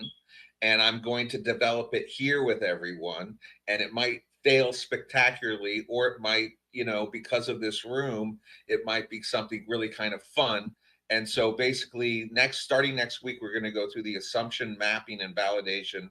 Then the 4th week solution construction, 5th, 6th week build out testing, 7th week business model development, and 8th week is investor readiness. It's the one button basically on your phone, creating content like with videos and stuff like that. You got to open one app. It's exactly what you said. It's a big pain in the neck. So the one button, you press the button, it says audio or video.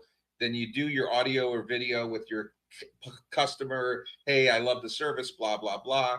And then it gets edited, and it's always trolling your competitors to find out what's relevant and where the gaps are. And then it gets fed in. I've made a bunch of AI agents so far with my AI tutor that is really doing, based on the prompting that you've been sharing, Mr. E, is doing like this phenomenal freaking job of creating really amazing stuff. And so the big problem that I'm having, I think, which is going to be the big problem, is how to do the video. And I don't know if there's anyone in the room that has any ideas in terms of with the API and how to get that problem. But once it gets turned into transcription, my AI agents can kick butt. But then also the API to get it onto the various platforms. So any small business owner or agency can, it's all done. And it's going to have a human being with the final version before it goes out. So that's my story, and that's what we're going to do over the next couple of weeks here, and hopefully it'll be fun and people will enjoy it. We're going to go to, is it Yap and then Rill, and then, or if you have any thing you want to follow up with, Mr. E. And hi everybody, I highly recommend, follow everybody here in the room. Also, go to my account, get to my newsletter, because I am transcribing these, and then I'm going to create for people who sign up to the newsletter, and it might even get a little more selective, where not everybody's going to be able to get access to all the information here, because it's really solid information. I think I'm providing a pretty good service. I think I'm doing something for the community. I'm having fun. Mr. E, would you like to respond, and then we'll keep on going? And tell me, am I doing it wrong? Am I doing it right? No, there's no wrong. It's a matter of like how well it works for you, right? And leveraging its strengths. The only thing I would add is add the word FOSS in capital letters, free open source software, right? So if you say, we'd like a FOSS stack that, prefers JavaScript, TypeScript option, whatever, then use that in Grok or the others and do the deep search first and have it explore your stack options for your objective, right? because if it's not just going to be like an out of the box thing, like, oh, I grabbed that GitHub and I, like you get in with I know that crew and Alistair will point you at good stuff, but just throw that in there and do some exploration of stack considerations. There's only so many, you know, choices, and so it's like one of those help me whittle this down. Now, when you go and you talk to your team there, with those smart folks like Alisher and all that, and you come with them 2 or 3 choices, he probably is going to know. He's going to be like, here's your considerations, and you'll be up to speed, ready to digest the answer collaboratively with those experts, like Lucas was saying. Thank you so much, Mr. E. Really, really great value, and this room's really only as good as the people that attend and share.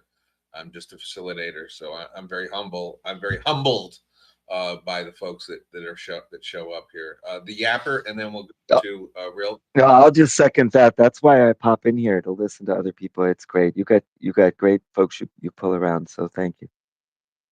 Thank you. The Yapper, what would you like to add? I have just something small to add. By the way, it's good to see you, Lucas. I haven't seen you in a while.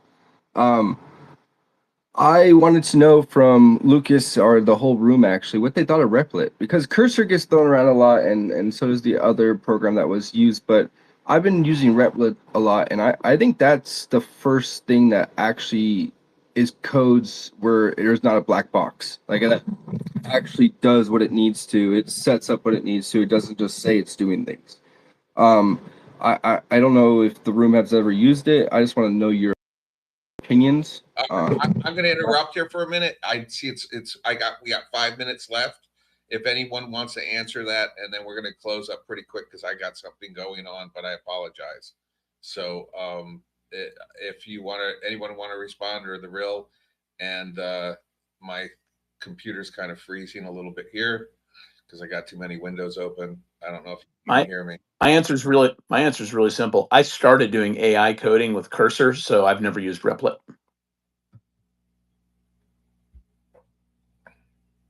Excellent. I apologize. All right, excellent. So I think if anybody wants to wind up, feel free to say some last words. Otherwise, we're going to close up. And thank you, everybody, for showing up. I think today was a really great day. Mr. E, or Fran, or Real, or Tim, anybody want some final words? I don't have any final words. I just have a question for Mr. E, because you seem to be pretty advanced in this stuff.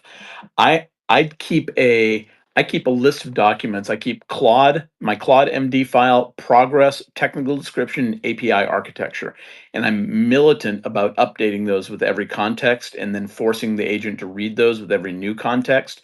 The one thing that I as a meta thing that I'm really struggling with is I have no idea how good the code is, right? I have no idea if a senior dev would look at this and say, this is fine, or whether a senior dev would look at it and go, ye gods, this actually works. So do you have any suggestions for an overall system that can actually analyze, well, how good is the code that you've written? Well, you've heard of like testing and documentation, so that's part of the critical part of the loop. So for example, if you wanted to prefer to write the documentation and give you an update of what it wrote, like, hey, everything you wanted for that documentation, it normally puts in the UI, like in the chat window. If you've got an assistant that can write it to disk, you tell it to write everything to disk and report back what it wrote and where. Now you've got it in the record, right? Is that the same as I also am pretty militant about updating my Git for the project? That's good too, right? I mean, I do that at a different pace. But anyway, I'll just in brevity, I think, with the testing and the documentation is critical, right? So you should always be testing not just that your build tests and builds, but actually like have mock data. So mock is a super powerful word. Yeah, if you test don't, suite. yeah, but include the word mock, right? And so You want to have your templates and mock stuff, because if you don't mock it, it won't put the interfaces there before you have a back end or before you have some other component. But if it knows that component's coming and you tell it and you say mock this side or mock that side, it'll even define the interface for you as a consequence of proper mocking. It's a very like a strong thing you can use. So I would definitely include that word. But do the testing, right?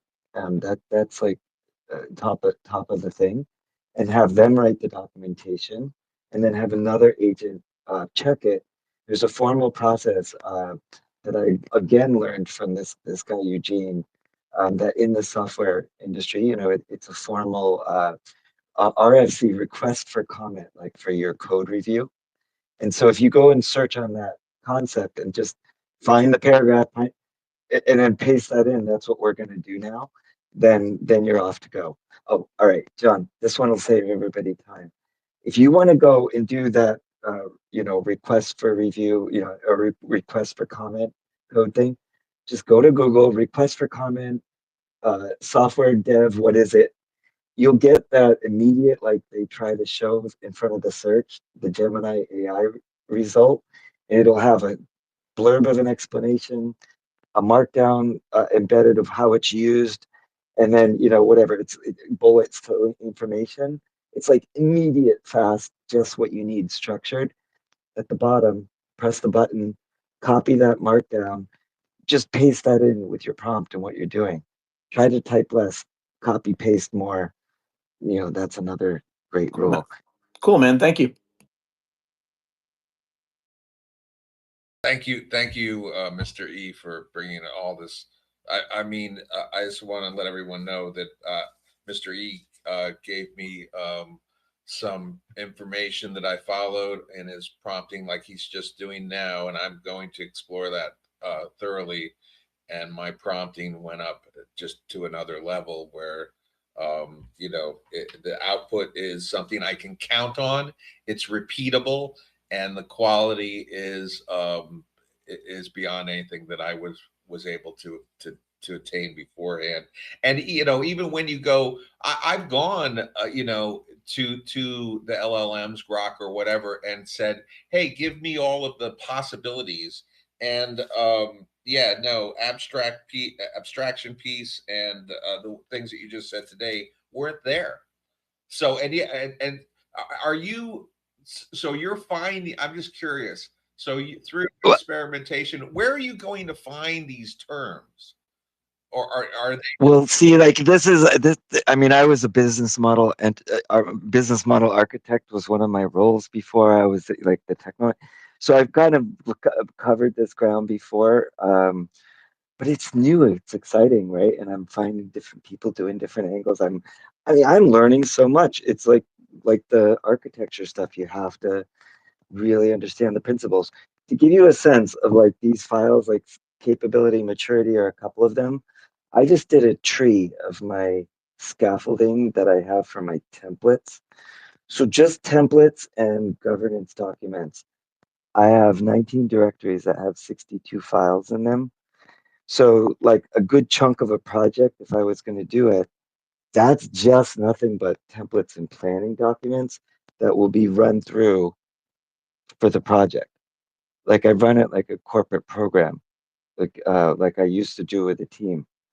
With that, like for a small project, the documentation's significantly bigger than the project. Like, but this side can take pretty healthy chunks, like pretty, like you'd be surprised what I can bite off with when you do it under a program umbrella with projects broken to tasks that have steps that can be done in 1 or 2 cycles inside those like 3,000, 4,000 lines delivered.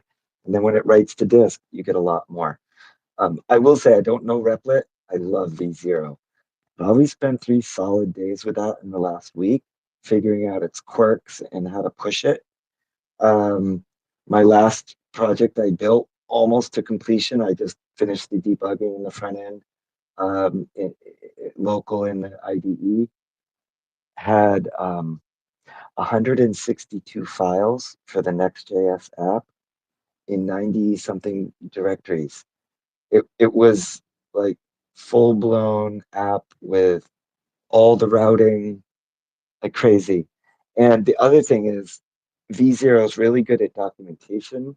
It will write scripts. If you tell it, add a script for this, put it in a scripts directory, it'll create the directory, write a script, check something, right in there, right in V0. And you can go through a lot of like stuff with V0.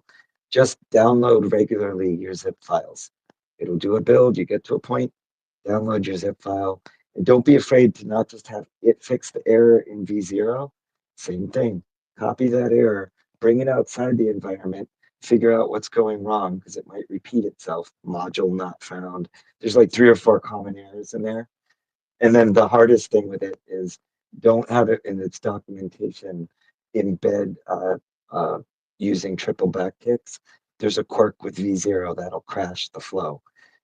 If at the end of the file you have an embedded block that's enclosed with backticks, which is the standard, I had to really work to develop a standard with it to do HTML enclosures for any code blocks inside document files. So just a warning, if you go down that path with V0, it can be done, but you gotta be strict with your rules. Thank you so much, Mr. E. There's a lot, and also everybody, we've got a Discord community for devs, and if you want to DM me, one of our regulars, Jason, created it, and it's going to be interesting to see how that unfolds.